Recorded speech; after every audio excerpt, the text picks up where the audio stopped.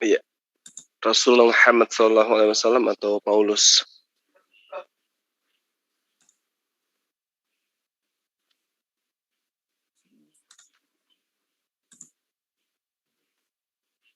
Ngantuknya ya Allah. Kok udah ngantuk? Saya belum ada tidur akhirnya. Habis dari berapa? gunung. Semalam itu jam berapa? Sama peta lampu? Beda-beda. Oh beda. Katanya peta lampu juga baru habis dari gunung katanya. Oh dia lebih tinggi gunungnya. Siapakah nabi palsu? Siapakah nabi palsu? Nabi Shallallahu Alaihi Wasallam atau Rasulullah atau Paulus itu. Ya usahakan karena ini live debatnya jangan sampai hujat-hujatan ya Pak Daud ya. Oke Pak. Nah, kita Sugi. Kurangilah, jangan seperti zaman dulu kita saling hujat, sekarang kita lebih dewasa lagi begitu. Oke, mantap. Aku kaget Pak Sugi yang udah baru sebulan 2 bulan nge-zoom lihat debatnya kayak gitu. Wih, kok begini ya? Status beragama tapi pada menghujat gitu di WhatsApp group atau di Zoom. Iya. Gak baik nih. Lebih baik edukasi gitu. Iya. Aku tuh kemarin gitu. Dilanjut Pak. Siapakah nabi palsu? Betul ya Bang ya? Rasulullah SAW atau Paulus gitu? Iya. Oke.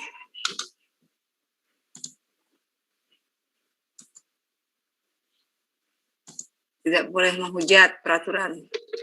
Jangan menghujat. Bahaya. Ustaz Juma udah siap rekamannya? Kalau beliau udah siap. Ya, siap. Saya yang belum siap. Oke. Benar.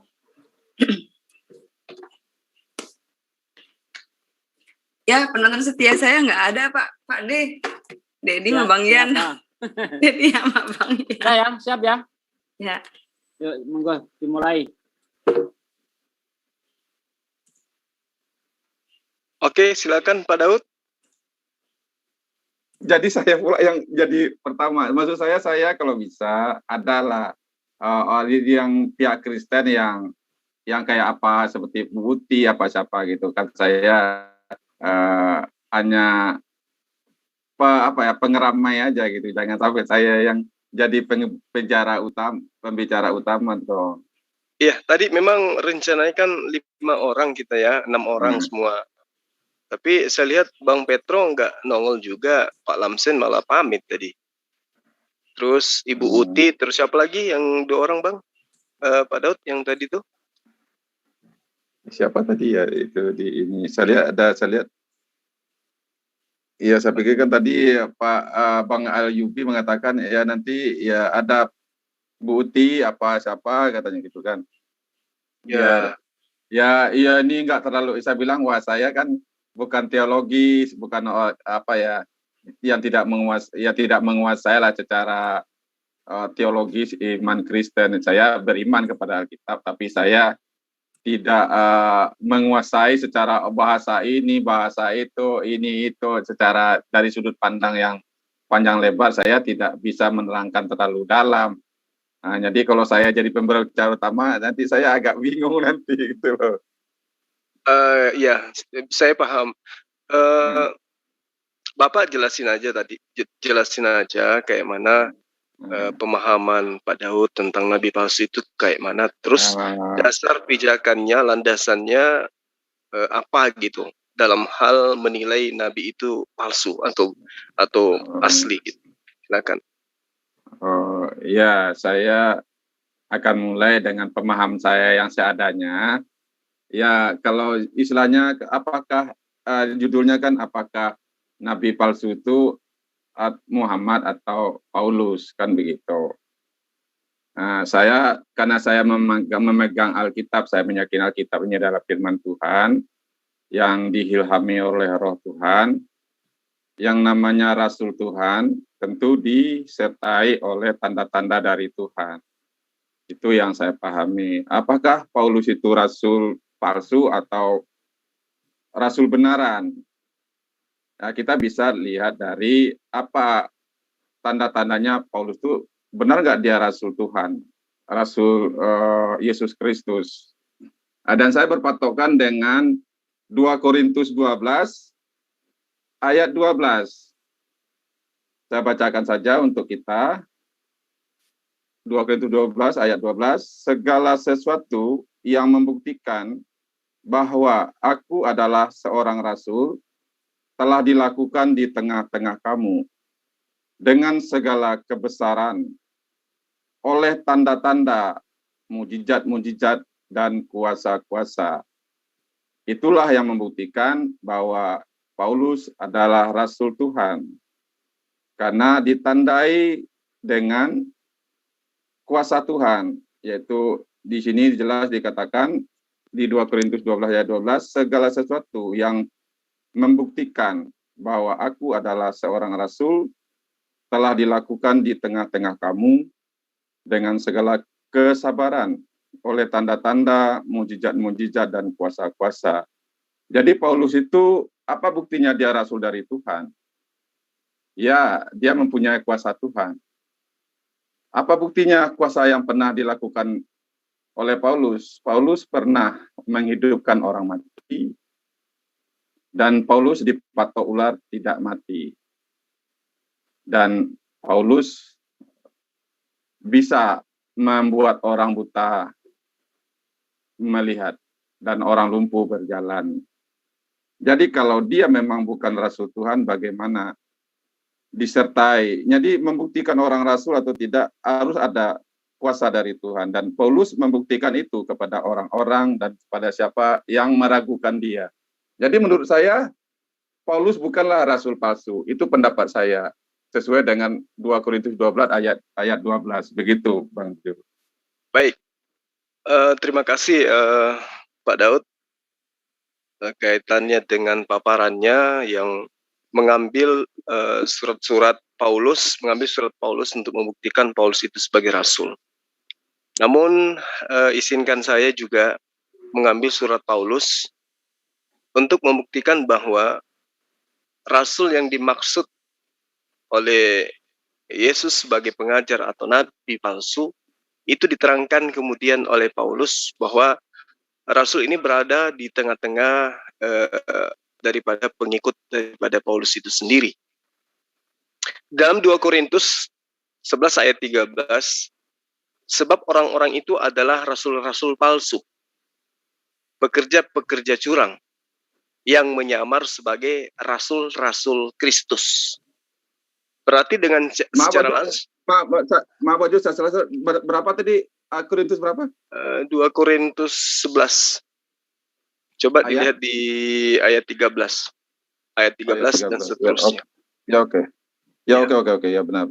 Jadi di situ diterangkan bahwa Paulus mengatakan ada yang dimaksud daripada rasul-rasul palsu itu adalah orang-orang yang menyamar sebagai rasul-rasulnya Yesus. Ini pengakuan Paulus. 2 Korintus 11 ayat 14, hal itu tidak usah mengherankan, sebab iblis pun menyamar sebagai malaikat. Di ayat 15-nya, jadi bukanlah satu hal yang ganjil jika pelayan-pelayannya menyamar sebagai pelayan-pelayan kebenaran, kesudahan mereka akan setimpal dengan perbuatan mereka. Nah, sampai pada ayat ke-15 ini, harusnya membuat Pak Daud sadar bahwa sebenarnya yang paling pantas untuk dituding sebagai rasul palsu itu adalah apa yang dituliskan oleh Paulus di dalam suratnya Korintus. Bahwa yang menyamar menjadi rasul-rasul Kristus itu ada di tengah-tengah mereka. Ada di tengah-tengah mereka. Bukan kemudian dituduhkan kepada Rasulullah Muhammad SAW. Jika Paulus sendiri bercerita tentang rasul-rasul palsu atau nabi-nabi palsu itu adalah mereka yang menyamar sebagai rasul-rasulnya Yesus, maka muncul pertanyaan, siapa rasul yang diakui kemudian sebagai rasulnya Yesus? Ya, siapa yang kemudian diimani oleh orang Kristen sebagai rasul? Yang mana rasul ini jelas dikatakan oleh Paulus itu sendiri sebagai penyamar-penyamar atau pekerja-pekerja curang. Lalu kemudian di dalam Matius 7 ayat 15, waspadalah terhadap nabi-nabi palsu yang datang kepadamu menyamar seperti domba. Kalau kita berbicara mengenai domba, berarti domba ini suka tidak suka itu identik daripada orang-orang Yahudi. Ya. Domba itu adalah lambang buat orang Israel. Jadi yang dimaksud oleh Yesus di sini adalah waspadalah terhadap nabi-nabi palsu yang datang kepadamu dengan menyamar seperti Israel, seperti Bani Israel, tapi sesungguhnya mereka itu adalah serigala yang buas. Jadi ada oknum yang kemudian menyamar sebagai Bani Israel. Nah, Rasulullah Muhammad SAW itu tidak pernah menyamar sebagai Bani Israel, tidak pernah menyamar sebagai pengikut Kristus, tidak pernah menyamar sebagai Rasul Kristus. Saya kira seperti itu untuk sementara, Pak Daud. Silakan. Loh, mana yang Kristen yang lainnya ini? Aduh, mana nih Putih? Santai aja Pak Daud, santai aja. Itu dia. Ini dia. Kita apa kok? Satu hal lah. Saya nggak ikut ngomong kok. Silakan dilanjut. Oh ya, apa yang tadi Bang Jul ini 2 Korintus 11 dan mulai dari ayat 13 ya, sebab orang-orang itu adalah rasul-rasul palsu, pekerja-pekerja curang yang menyamar sebagai rasul-rasul Kristus. Hal itu tidak usah mengherankan sebab iblis pun menyamar sebagai malaikat terang. Jadi bukanlah suatu hal yang ganjil jika pelayan-pelayannya menyamar sebagai pelayan-pelayan kebenaran. Kesudahan mereka akan setimpal dengan perbuatan mereka. Jadi menurut saya memang Paulus tahu betul bahwa ada juga orang yang menyamar sebagai Rasul Kristus. Tetapi dikatakan di ayat 14 hal itu tidak usah mengherankan sebab iblis pun menyamar sebagai malaikat terang. Jadi di sini saya boleh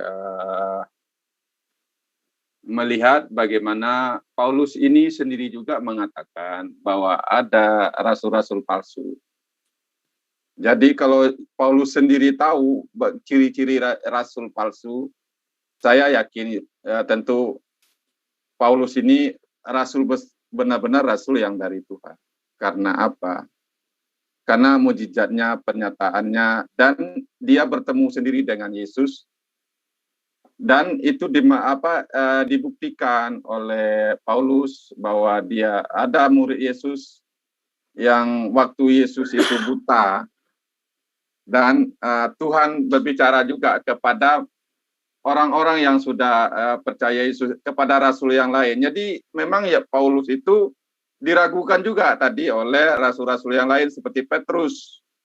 Makanya timbullah 2 Korintus 12 ayat 12 ini, sebab segala sesuatu yang membuktikan bahwa aku adalah seorang rasul telah dilakukan di tengah-tengah kamu dengan segala kesabaran oleh tanda-tanda dan mujizat dan kuasa-kuasa. Jadi ada dengan kesabaran Paulus mengajar, ya, Paulus rela dianggap ini, dianggap bodoh, dianggap apa, bahkan dia rela tidak dibayar, bahkan dia rela mengerjakan sesuatu untuk menghidupi dirinya dan tidak minta apa-apa kepada orang yang telah dia injili. Nah, jadi ada juga pekerja curang yang hanya ingin memperoleh keuntungan, dan Paulus membuktikan dengan bahwa dia tidak curang dan dia tidak mencari keuntungan dari jemaat-jemaat. Dan jadi dia membuktikan saya bukanlah rasul palsu. Memang ada orang yang menyamar sebagai Rasul Kristus, tetapi mereka itu mencari keuntungan dari orang-orang yang percaya. Nah, tetapi Paulus tidak melakukan itu, dan dia tidak, bahkan dia untuk membiayai diri sendiri dia bekerja. Nah, jadi dia tidak menarik atau tidak mencari keuntungan. Jadi saya melakukan itu dengan sabar terhadap kamu, dan disertai tanda-tanda dan mujizat-mujizat. Jadi saya percaya dia Rasul Kristus Yesus, dia dipilih sendiri oleh Yesus, dan itu dibuktikan oleh Paulus. Jadi kalau kalau Paulus itu adalah rasul palsu, dan dengan bukti yang ada, Paulus membuktikan bukan kata-kata dia yang akan menunjukkan bahwa dia rasul palsu atau rasul benaran.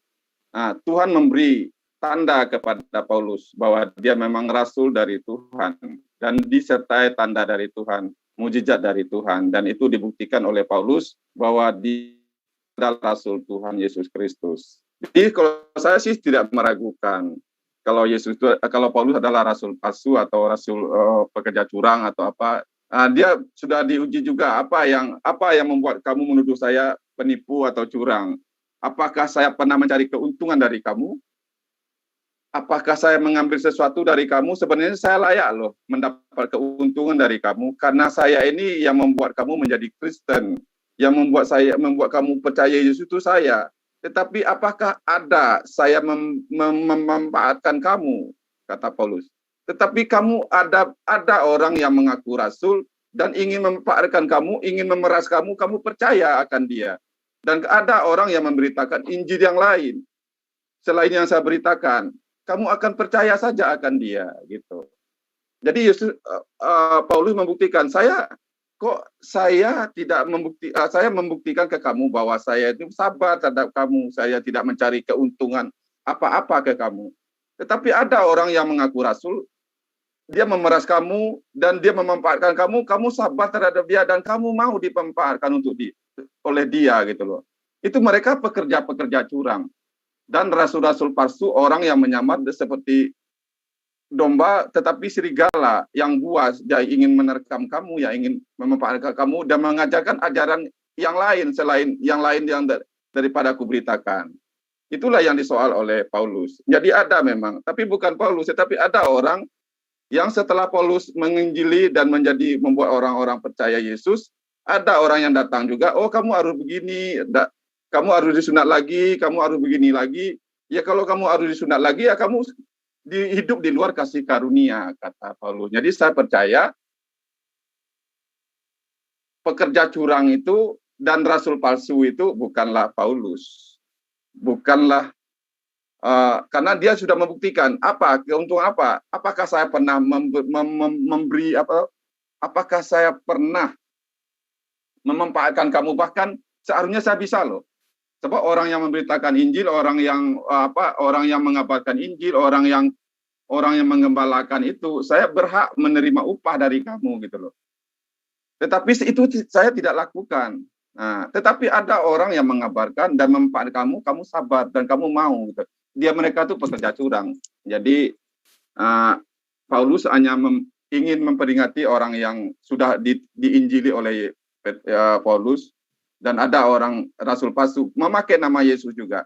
Janganlah kamu begitu karena dia yang 2 Korintus 11 Bang Jo mengatakan hal itu tidak usah mengherankan ya, sebab iblis pun menyamar sebagai malaikat terang. Jadi kita sebagai orang Kristen, saya khususnya, kalau ada sekarang orang yang memakai nama Yesus tapi memberitakan Injil yang lain, mencari keuntungan diri sendiri, berbunjizat palsu, itu kata Paulus mereka itu juga adalah rasul atau domba berbulu serigala.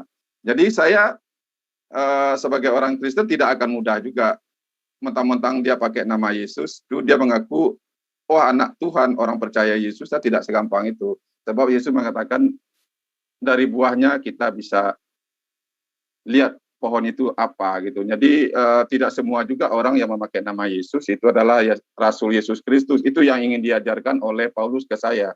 Tetapi tentang Paulus sendiri saya percaya. Karena dia memang dari Petrus juga. Dan Petrus sudah menguji Paulus. Dan Petrus kan sebelum Paulus jadi rasul kan Petrus sudah jadi rasul.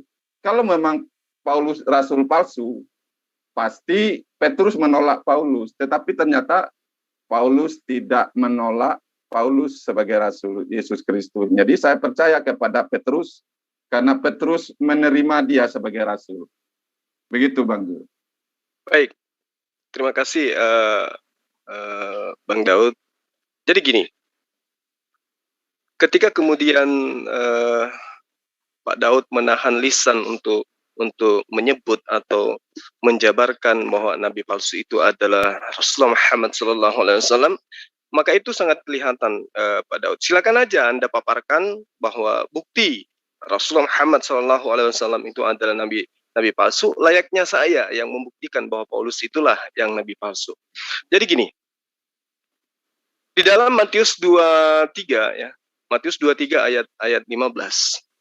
Yesus di situ konon ceritanya dia berkata, "Celakalah kamu hai ahli Taurat."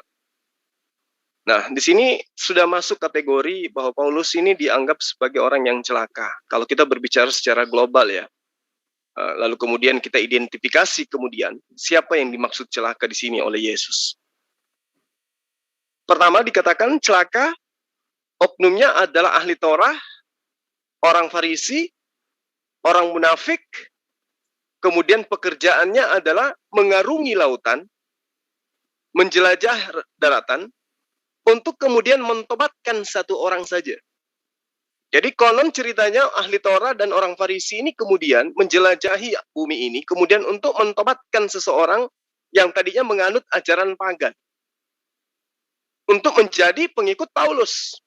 Dan sesudah orang ini ditengarai bertobat, situ Yesus mengatakan, kamu menjadikan dia orang neraka yang 2 kali lebih jahat daripada kamu sendiri. Nah, saya buka-bukaan aja Pak Daud, ya karena ini adalah debat lintas agama. Kalau Paulus itu sesatnya sekali, Kristen saya katakan sesatnya 2 kali Pak. Paulus mengakui bahwa dia adalah orang bodoh. Dia menulis bukan berdasarkan atas firman Tuhan. Dia mengaku bahwa apa yang dilakukannya itu adalah untuk mensiasati, untuk menyesatkan tipu daya dan seterusnya. Nah, yang celaka ini yang korbannya. Karena korbannya ini menampakkan kesesatan, kejahatan 2 kali lebih daripada Paulus itu sendiri. Saya langsung bilang aja Paulus di sini. Layaknya Bapak kalau misalnya nanti mengatakan bahwa bukan Paulus tetapi Rasulullah Muhammad SAW, silakan Anda jabarkan. Kita buka-bukaan. Karena ini berbicara mengenai kebenaran. Katakan benar pada yang benar, katakan salah pada yang salah. Jadi kenapa saya katakan kemudian orang Kristen ini 2 kali lebih jahat daripada pendiri Kristen yaitu Paulus?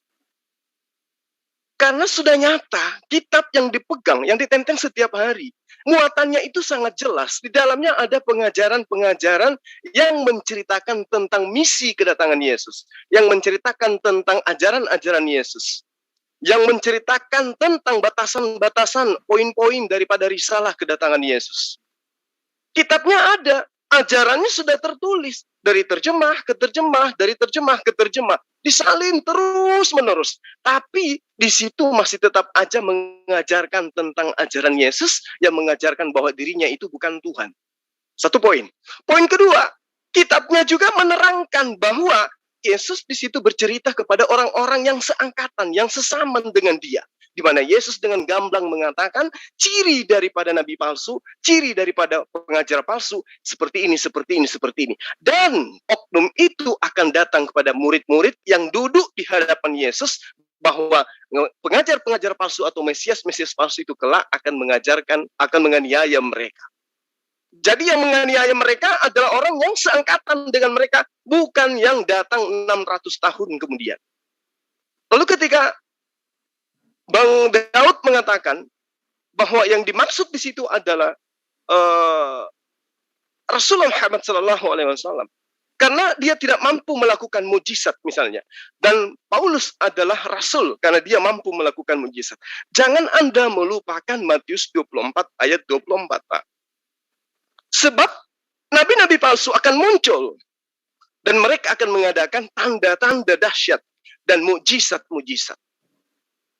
Anda bangga dengan mujizat Paulus. Tapi ternyata nabi-nabi palsu, Mesias-Mesias palsu, rasul-rasul palsu itu tanda-tandanya mampu melakukan mujizat.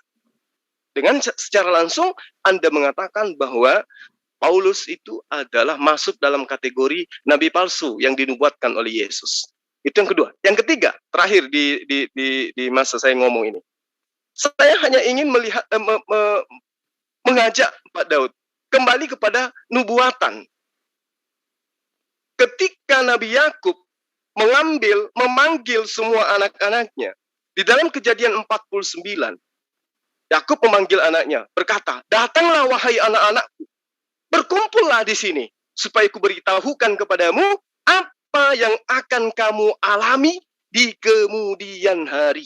Berarti Yakub memanggil kedua belas anaknya, kemudian Yakub menceritakan, "Kamu si fulan, kelak keturunanmu seperti ini, kamu si fulan, kelak keturunanmu seperti ini."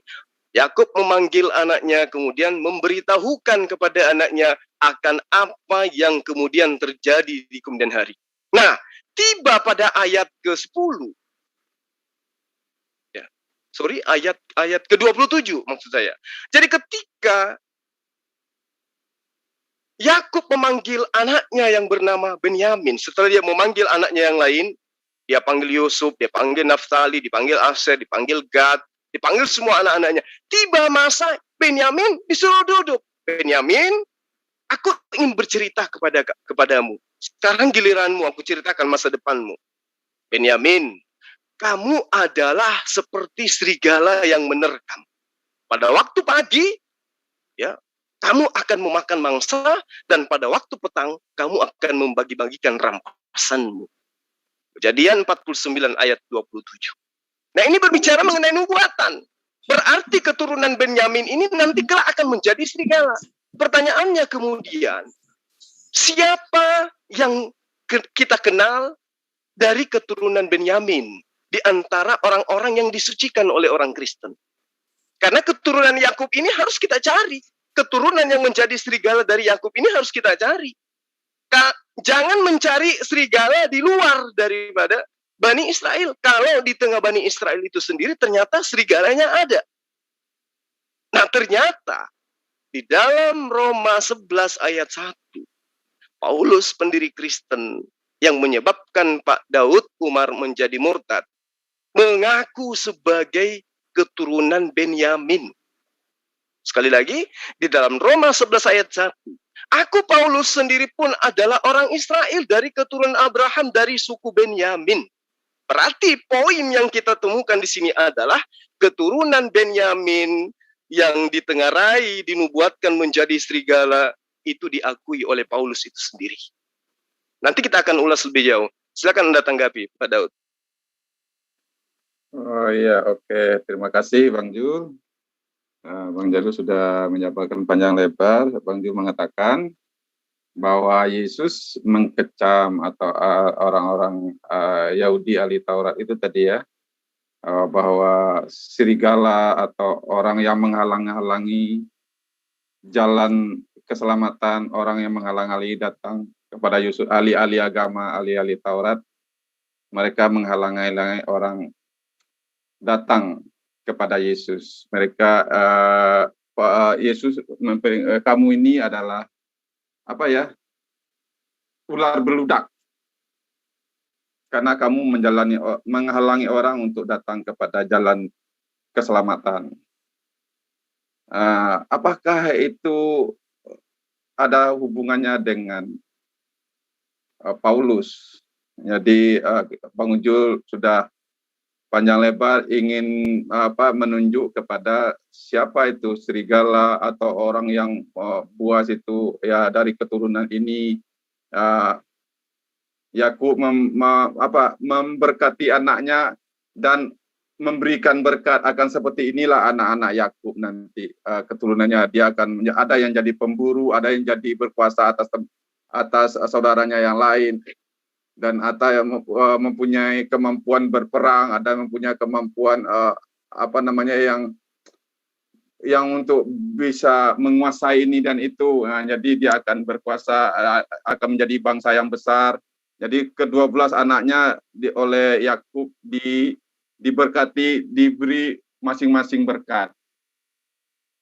Dan sampailah Bang Jul kepada Paulus ya, karena keturunan dari suku Benyamin.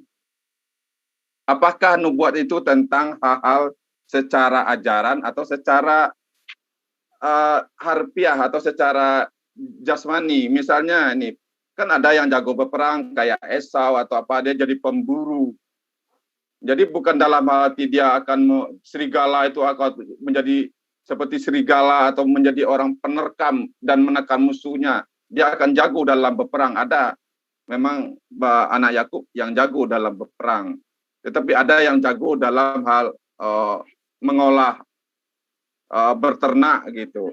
Ada yang jago dalam hal seperti apa namanya, seperti menguasai ya pintar gitu, mempunyai hikmat, akal budi.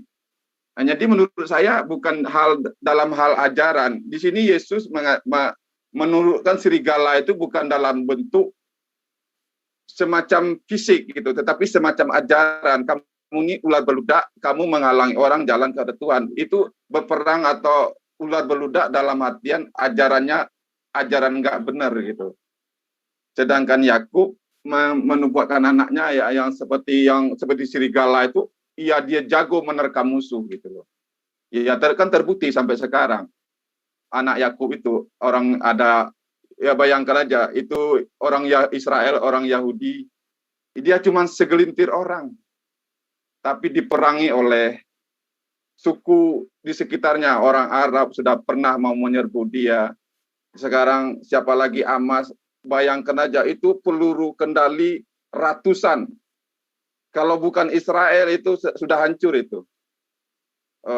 Negara Israel itu digempur sedemikian rupa, seharusnya sudah jadi rata, sudah jadi tanah itu, sudah rata jadi tanah itu. Tetapi tidak terbukti. Orang Israel menganggapnya itu hanya sambil ketawa saja. Tetapi sekali Israel itu menggempur ke Hamas, nah itu gedung-gedung bisa runtuh. Jadi memang anak-anak Yakub itu memang sudah dinubuatkan dia jago ini, jago itu.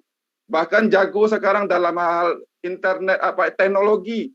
Karena sudah dinubuatkan oleh Yakub bahwa anaknya itu akan jadi anak-anak yang hebat. Dalam artian bukan dalam ajaran seperti yang Bang Zulkifli giring bahwa seolah si Paulus adalah anak Yakub dari keturunan Benyamin. Ya, Paulus memang jago juga karena dia memang dalam hal apa? Dalam hal agama. Dia murid Gamalil, orang yang paling hebat di Israel yang dalam hukum-hukum Taurat. Makanya dia tadinya ingin membunuh orang-orang yang percaya Yesus, orang yang mengaku Yesus itu Tuhan. Makanya menurut mereka itu secara hukum Taurat mereka sesat. Karena apa? Bahwa mereka kok menjadikan Yesus itu Tuhan, kan dia anak tukang kayu gitu. Dia bukan Mesias. Karena ahli-ahli Taurat menganggap bahwa Yesus itu hanya anak Yusuf tukang kayu, bukan anak Daud, anak keturunan Daud, bukan anak keturunan perempuan. Karena di hukum-hukum Taurat Musa, dalam hukum-hukum Taurat tentu Paulus tahu bahwa Mesias itu haruslah dari keturunan Daud. Nah, sedangkan orang Yahudi berpikir Yesus itu hanya keturunan Yusuf, anak Yusuf. Bahkan ada yang berpikir Yesus itu anak zina gitu. Jadi kalau Paulus dikatakan, Bang Jul katakan digiring bahwa inilah mengarah kepada siapa rasul palsu itu, serigala itu. Dan Bang Jul berpikir itu adalah Paulus. Tetapi kalaupun itu Bang Jul berpikir seperti itu, tapi bisa dibuktikan juga oleh Yesus Kristus. Kalau memang Paulus itu rasul palsu, bagaimana Yesus sendiri mentakbiskan dia? Kalau hanya pengakuan Paulus sendiri tentu bisa saja. Karena ada dalam hukum Taurat itu, pengakuan satu orang saja itu tidak dianggap sah. Harus ada 1-2 orang paling enggak yang membuktikan dia rasul. Tuhan membuktikan kepada Paulus dan kepada Petrus dan kepada orang yang sudah percaya Yesus, yang sudah menjadi rasul sebelum Paulus, dengan cara apa? Dengan cara roh Tuhan bicara kepada rasul yang lain. Kan Paulus dibuat buta. Kalau hanya perkataan Paulus sendiri, bagaimana orang percaya? Tetapi kalau Tuhan mengatakan ke si A, ke si B, memang dia akan dipakai Tuhan. Dan dia akan menjadi alatku, kata Yesus. Bagaimana itu orang bisa percaya? Kalau Paulus sendiri mengatakan mungkin nggak percaya, oh orang ini pembunuh kok.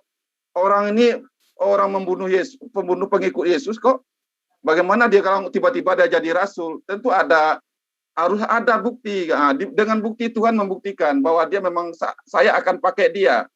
Sekarang kamu doakanlah dia.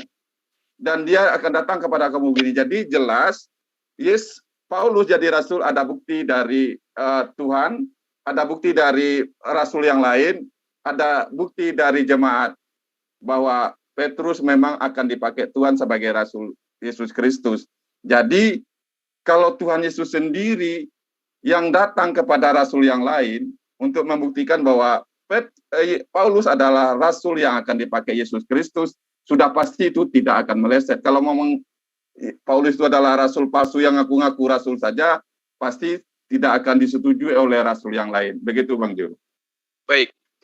Jadi yang Anda katakan rasul di sini adalah rekan sekerja daripada Paulus. Makanya di situ ada kata jamak ketika Yesus bercerita kepada murid-muridnya, dia katakan apa? Nabi-nabi, Mesias-Mesias, rasul-rasul, pengajar-pengajar.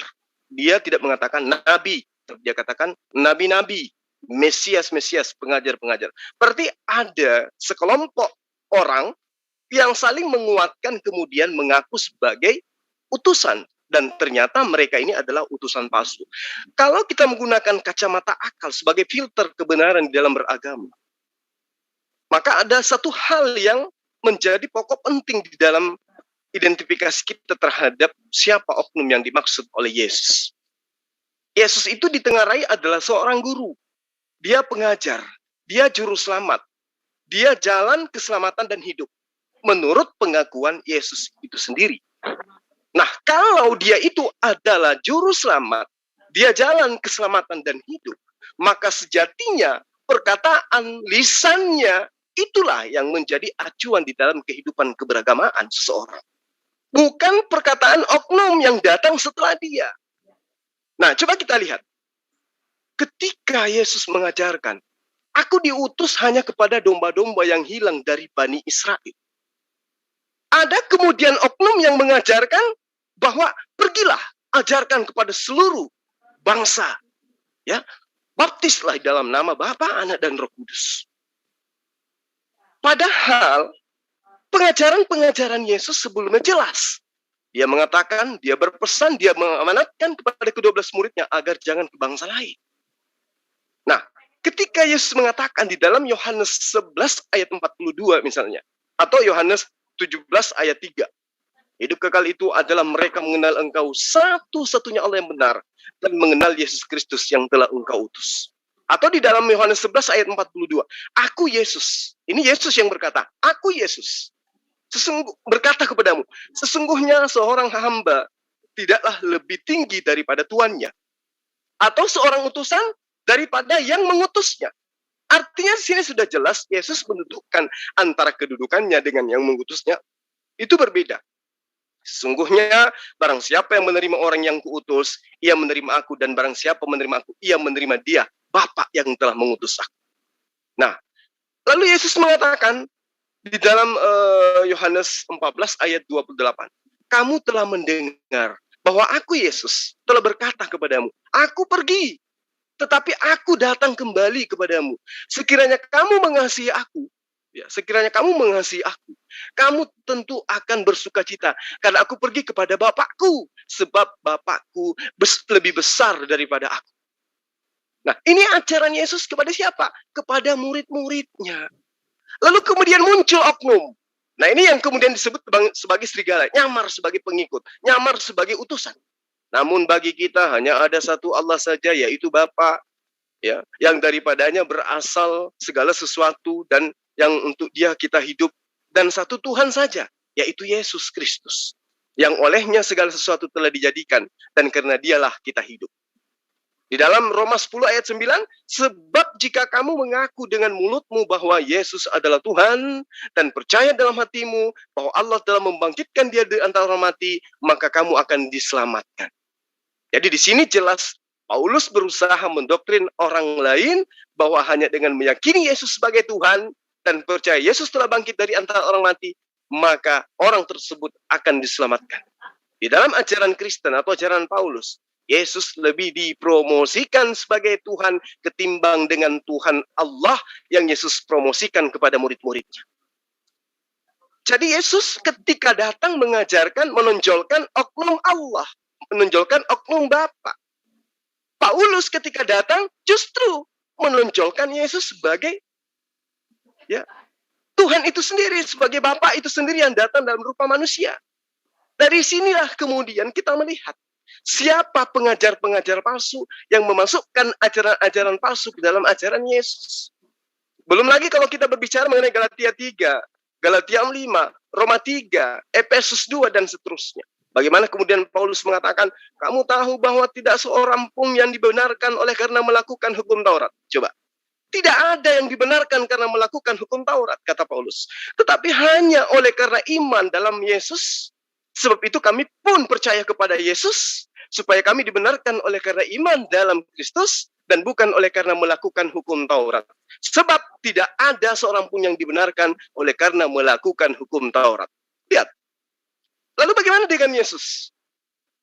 Tentang Taurat, tentang kedatangannya, tentang misi ajarannya. Di dalam Matius 5 ayat 17. Tidak membatalkan hukum Taurat. Justru Yesus meneruskan, melanjutkan tongkat estafet pengajaran hukum Taurat. Jangan kamu menyangka bahwa aku datang untuk meniadakan hukum Taurat, kitab para nabi. Aku datang bukan untuk meniadakannya, melainkan untuk menggenapinya. Karena aku berkata kepadamu, sesungguhnya selama belum lenyap langit, belum lenyap bumi, satu iota atau satu titik pun tidak akan dibatalkan, tidak ditiadakan dari hukum Taurat. Sebelum semuanya terjadi, sebelum lenyap langit, sebelum bumi itu lenyap. Karena itu siapa yang meniadakannya, kata Yesus? Ya, salah satu dari perintah hukum Taurat, sekalipun yang paling terkecil, semisal sunat, semisal babi haram, dan kemudian mengajarkan kepada orang lain, maka ia akan menduduki tempat terendah dalam kerajaan surga. Ini sudah jelas, sangat bertentangan. Yesus ketika datang, segala firman yang engkau berikan kepadaku, telah aku sampaikan. Berarti porsi Yesus menerima firman dari Tuhan setelah Yesus ajarkan. Tidak ada lagi firman, karena Yesus telah ajarkan semuanya. Segala firman yang engkau berikan kepadaku, telah aku sampaikan kepada mereka. Jadi firman-firman dari mana lagi yang diterima Paulus? Sementara segala firman yang Yesus terima, sudah dia sampaikan kepada murid-muridnya sebelum dia terangkat ke langit. Datang Paulus, unyu-unyu datang mengaku menerima firman dari Yesus. Sementara, sekali lagi saya ingin mengatakan bahwa ajaran Yesus ketika dia datang tidak sedikit pun menghilangkan hukum Taurat.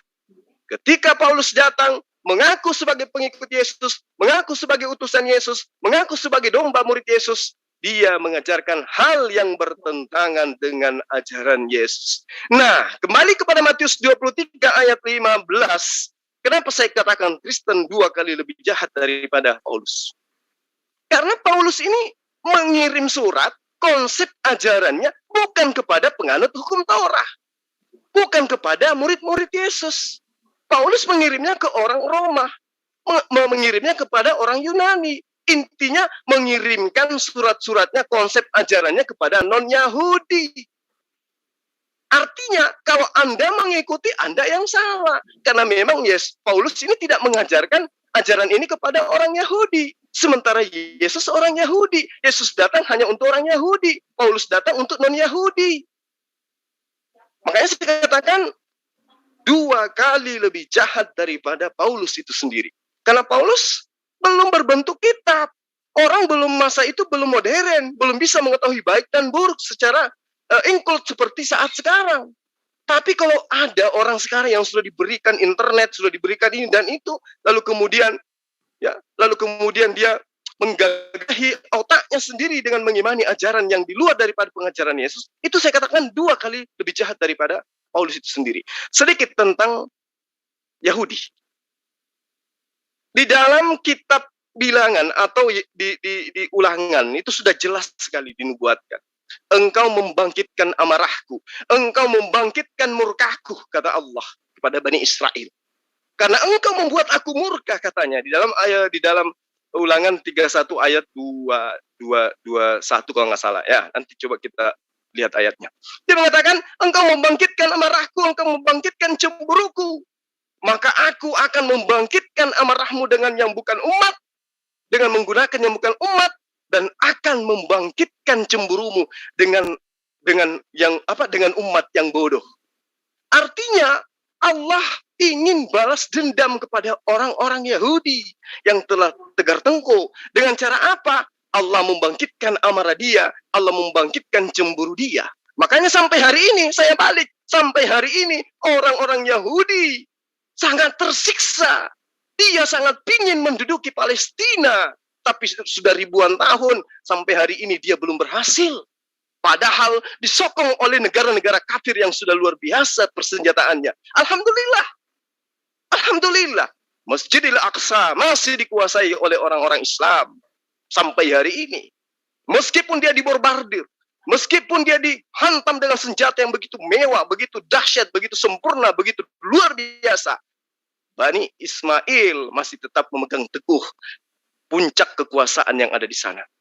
Anda boleh bangga, mereka dibunuh, mereka dibantai, mereka dikatai akan dihabiskan, tapi hari ini masih tetap berdiri kokoh di sana. Yang kasihan itu yang mengaku dirinya anak Tuhan. Yang kasihan itu yang mengaku dirinya sebagai orang-orang pilihan. Tapi yang kita lihat seperti orang dikutuk. Ya, seperti orang dikutuk, didukung sama semua negara kafir, tapi tidak mampu menghancurkan Masjidil Aqsa. Luar biasa, itulah pertolongan Allah. Kaitannya dengan aku akan membangkitkan cemburumu. Maka hari ini sampai hari berikutnya dan seterusnya, Yahudi akan tetap cemburu kepada umat Islam. Itu faktanya, Pak Daud. Silakan ditanggapi. Wah, ya lumayan panjang lebar ya. Terima kasih Bang Jul. Bang Jul mengatakan tadi itu apa ya, sampai bingung saya apa ya tadi yang saya ingat sebentar. Bang Jul mengatakan bahwa apa ya, bahwa Paulus lah yang menggiring orang untuk mengajarkan bahwa apa ya, mengajarkan mengangkat Yesus jadi Tuhan lah kayaknya ya, seperti itu, yang mengajarkan bahwa Taurat itu sudah apa namanya, tidak lagi orang harus hidup dengan hukum Taurat gitu. Nah, Bang Jo mengatakan bahwa hukum Taurat itu sebenarnya Yesus tidak menghilangkan hukum Taurat, tetapi Yesus menggenapi hukum Taurat. Jadi segitu panjangnya tadi apa yang saya ingat satu-satu dulu, bahwa Paulus, Bang Jo ingin mengatakan bahwa Paulus lah yang mengiring ya, atau mengajarkan Kristen itu dan seolah-olah yang menjadikan Yesus itu Tuhan sepertinya Paulus gitu. Dan saya lupa ayatnya di mana, tetapi saya ingat bunyi ayat itu. Nanti kalau memang ini perlu mungkin dicarikan ayatnya.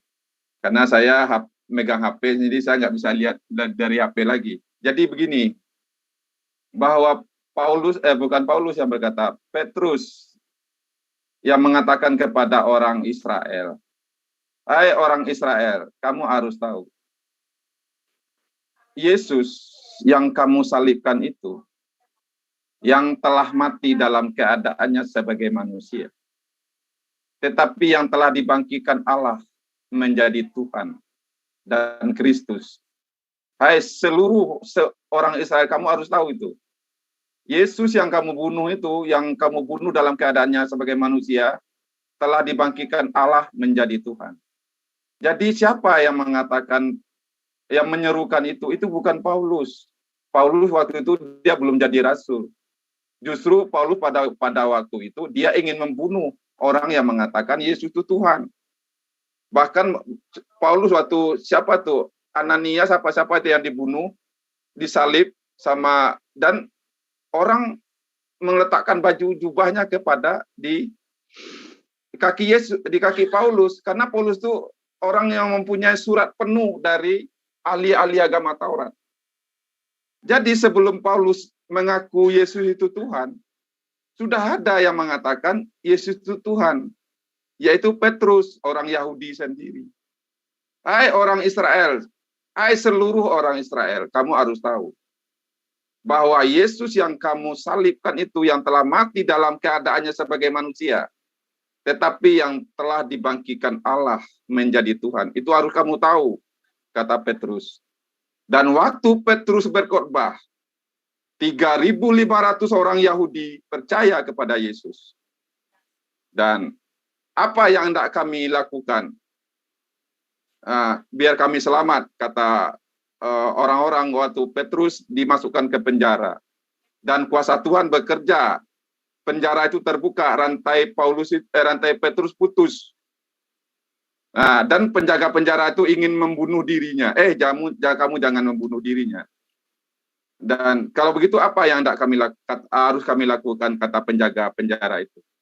Kan itu percayalah kepada Yesus Kristus, kamu akan selamat dan kamu beserta keluargamu. Jadi jelas. Jadi yang mengatakan, karena orang Islam seringkali mengatakan Paulus itu adalah rasul palsu yang mengangkat Yesus jadi Tuhan dan mengajarkan dan mendirikan agama Kristen. Tetapi faktanya, yang mengatakan Yesus itu Tuhan bukanlah bukanlah Paulus, tetapi Petrus. Waktu Petrus mengatakan, "Hai orang Israel, kamu harus tahu, Yesus yang kamu salibkan itu, yang telah mati dalam keadaan sebagai manusia,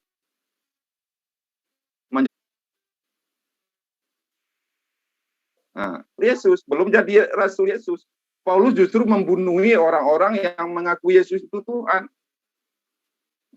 Tetapi di tengah jalan, waktu Paulus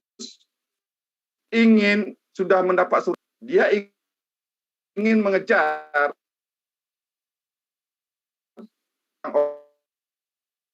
orang yang percaya Yesus dan ingin membunuh, karena Paulus itu adalah jadi kalau ada orang mengatakan Yesus itu Tuhan, bunuh.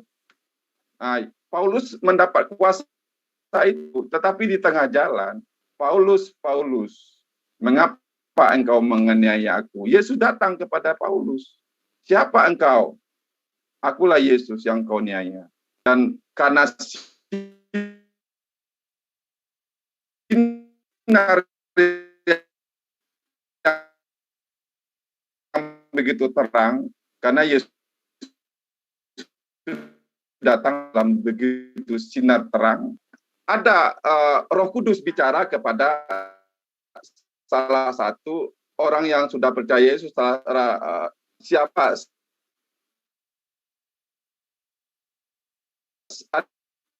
Anania atau siapa namanya, tapi karena saya tidak ingat bunyinya, tetapi lupa di mana ayatnya. Jadi dia katakan begini, wah, udah doakanlah dia, nanti dia akan datang, dia sedang menuju ke rumahmu. Terus berkata, dia akan menuju ke rumah, percaya Yesus. Enggak, saya mau pergi. Dia mengalami banyak penderitaan untuk saya. Gitu. Jadi, kalau Bang Jul katakan bahwa Kristen itu adalah pendirinya Paulus, menurut saya tidak tepat. Karena Alkitab sendiri mengatakan bahwa yang pertama orang Israel, kamu harus tahu bahwa Yesus yang kamu salib, yang telah mati dalam keadaan manusia, dia telah dibangkitkan Allah menjadi Tuhan. Itu kamu harus tahu.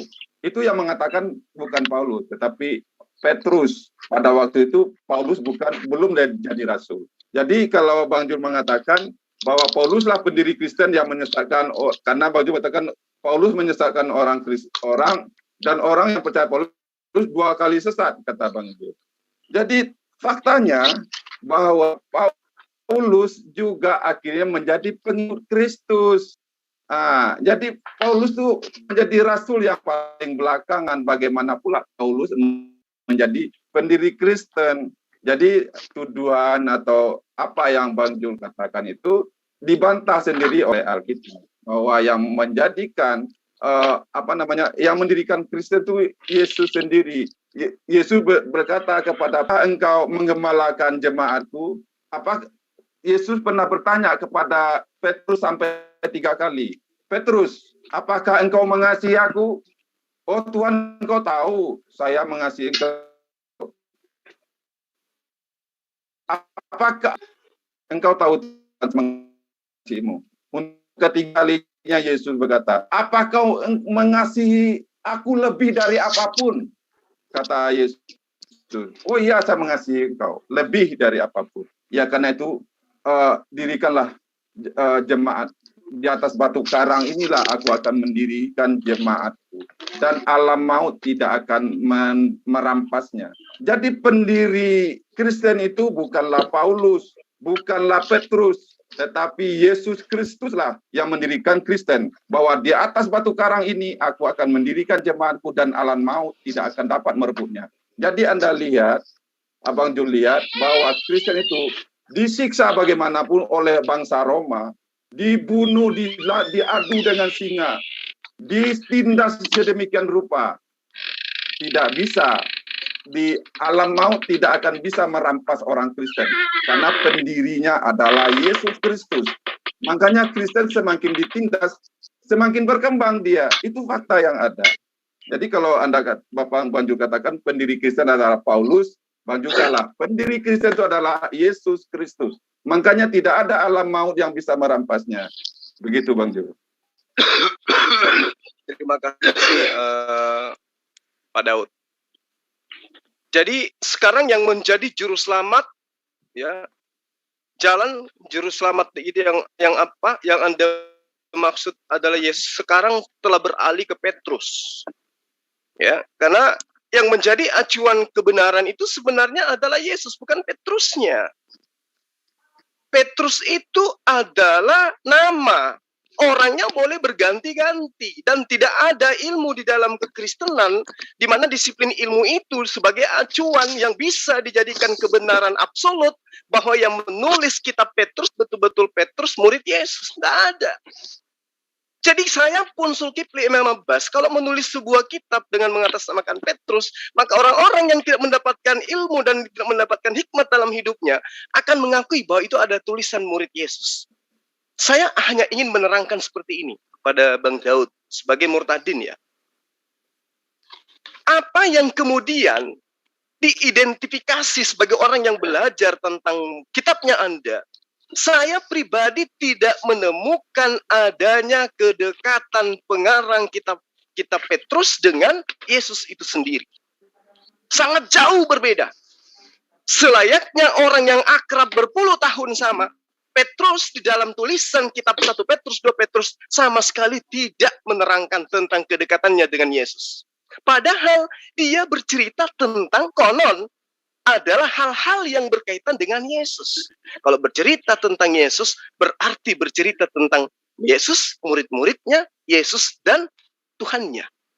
Nah, sebaliknya, Anda yang menjadikan kitab Petrus sebagai tujuan daripada pembenaran Paulus, justru ide yang ada dalam gaya bahasa penulisan Petrus sama dengan gaya bahasa Paulus. Contoh misalnya, di dalam 1 Petrus misalnya, di situ mengungkapkan dirinya sebagai seorang rasul. Petrus menyatakan dirinya sebagai seorang rasul. Sementara Petrus ketika sama dengan Yesus, dia tidak pernah mengatakan itu, dia tidak pernah mengajarkan itu. Ada satu hal yang menggelitik di sini, Pak Daud. Ketika kemudian Petrus itu mengaku sebagai penatua. Padahal istilah penatua itu muncul jauh, ya, di masa kehidupan, jauh dari kehidupan Yesus dan murid-muridnya. Penulis Petrus 1 Petrus, 2 Petrus itu menggambarkan dirinya sebagai apa? Sum presbuteros, yang artinya sesama penatua. Gelar ini bukan muncul pada masa Petrus, di mana Petrus masih bergaul dengan Yesus. Tapi istilah penatua ini, ya, sum presbuteros ini muncul setelah dalam perkembangan eksekiologi Kristen awal. Itu yang perlu dicatat. Pada kitab 1 Petrus 1 ayat 1, penulisnya, siapapun itu, jelas menggambarkan dirinya sebagai rasul. Sangat identik dengan gaya penulisan Paulus dalam pembukaan hampir semua surat-suratnya. Dari Paulus yang diberkati Tuhan atasnya. Dari Rasul Paulus yang ini, dan seterusnya. Nah, di sini jelas sekali bahwa yang menulis Petrus di situ itu bukan Petrus yang menerima mandat untuk melanjutkan tongkat estafet pengajaran Yesus kepada Bani Israel. Kalau muridnya Yesus melanjutkan ajaran Yesus, maka sudah pasti dia tidak akan mengajarkan ajaran kekristenan. Kenapa? Karena Yesus mengatakan, aku mengenal muridku, muridku mendengarkan aku. Mereka mengenal aku, mereka mendengarkan perkataanku dan mengikuti aku. Sekarang, apakah ada Yesus pernah mengajarkan, lalu kemudian diikuti oleh Petrus, menyembah kepada Yesus, mengajarkan hal-hal yang tidak berkaitan dengan ajaran Yesus? Tentu tidak. Kalaupun Petrus yang menuliskan tulisan kitab Petrus murid Yesus, maka dapat dipastikan Petrus ini adalah murid yang durhaka. Kenapa? Karena keluar daripada koridor ajaran yang Yesus ajarkan. Sama dengan Yudas berarti si Petrus ini. Bedanya, Yudas berkhianat pada saat Yesus masih hidup, Petrus berkhianat pada saat Yesus sudah tidak ada. Kalau yang menuliskan Petrus itu adalah murid Yesus. Itu yang pertama. Kemudian yang kedua, Pak Daud. Ketika Anda mengatakan bahwa Tuhan telah Yesus yang kalian aniaya itu telah dijadikan menjadi Tuhan, ya, menurut Anda, itu bukan tulisan Petrus, Pak. Itu tulisan Lukas, adanya di Kisah Para Rasul itu. Kalau Anda mengaku bahwa Kisah Para Rasul itu dituliskan oleh Petrus, salah. Kisah Para Rasul itu dituliskan oleh Lukas, dan Lukas ini bukan murid Yesus. Ketika dia mengatakan, jadi seluruh kaum Israel harus tahu dengan pasti bahwa Allah telah membuat Yesus yang kamu salibkan itu menjadi Tuhan dan Kristus. Pertanyaan saya kepada Anda, sebagai sesama orang yang belajar tentang Kristolog. Oknum manusia yang dibunuh, kemudian dijadikan Tuhan, apakah dia layak dituhankan? Sementara dia nyata di dalam dalilnya, dijadikan menjadi Tuhan. Oleh siapa? Oleh Tuhan. Jadi Tuhan melantik manusia menjadi Tuhan. Orang yang waras pasti tahu yang mana yang pantas disembah. Manusia yang dilantik oleh Tuhan menjadi Tuhan, atau Tuhan itu sendiri yang memang sudah Tuhan dari semuanya. Pakai akal. Dalam Kisah Para Rasul 2 ayat 36. Lukas mengajarkan, Yesus yang disalib itu sudah menjadi Tuhan. Karena dia diangkat menjadi Tuhan oleh Allah. Kalau Anda sehat, Pak Daud, maka Anda akan mengakui bahwa Yesus itu adalah manusia yang ternyata dilantik oleh Lukas menjadi Tuhan dengan membawa-bawa nama Allah. Lalu kemudian, di dalam kitab Lukas ya, kembali ke dalam kitab Lukas. Ini saya ngajarkan kenapa seperti ini modelnya, karena pengarang kitab Anda itu tidak pernah sadar kalau kitabnya kelak akan dijadikan sebagai kitab suci. Mereka hanya menuliskan berdasarkan hasil penyelidikan. Nah, di dalam Lukas, nanti kaitannya dengan Mazmur 105 ayat 15. 105 ayat 15. Jangan mengusik orang-orang yang kuurapi, kata Allah. Allah mengatakan, jangan mengusik orang-orang yang kuurapi. Dan jangan berbuat jahat, kata Allah. 2 ayat 20. Dan kepada akan mati sebelum ia melihat Mesias, yaitu Yesus yang diurapi. Berarti Yesus diurapi. Sementara Allah mengatakan, jangan kita lihat menganiaya. Rasul 9 ayat 5 yang Anda bacakan. Ketika Paulus ke Damsyik, dia bertemu dengan suara, dan suara itu dia langsung tahu bahwa adalah Tuhan. Siapakah engkau?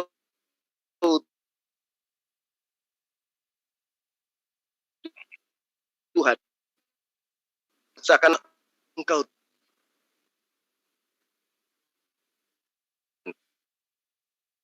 Suara itu berkata, akulah Yesus yang kau aniaya.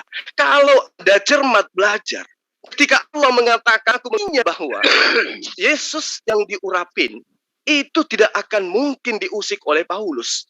Oleh karena itu, saya hanya ingin mengatakan bahwa pengakuan bahwa Yesus yang datang kepada Paulus itu adalah pengakuan Lukas. Lukas asistennya Paulus. Makanya dikatakan waspadalah kepada pengajar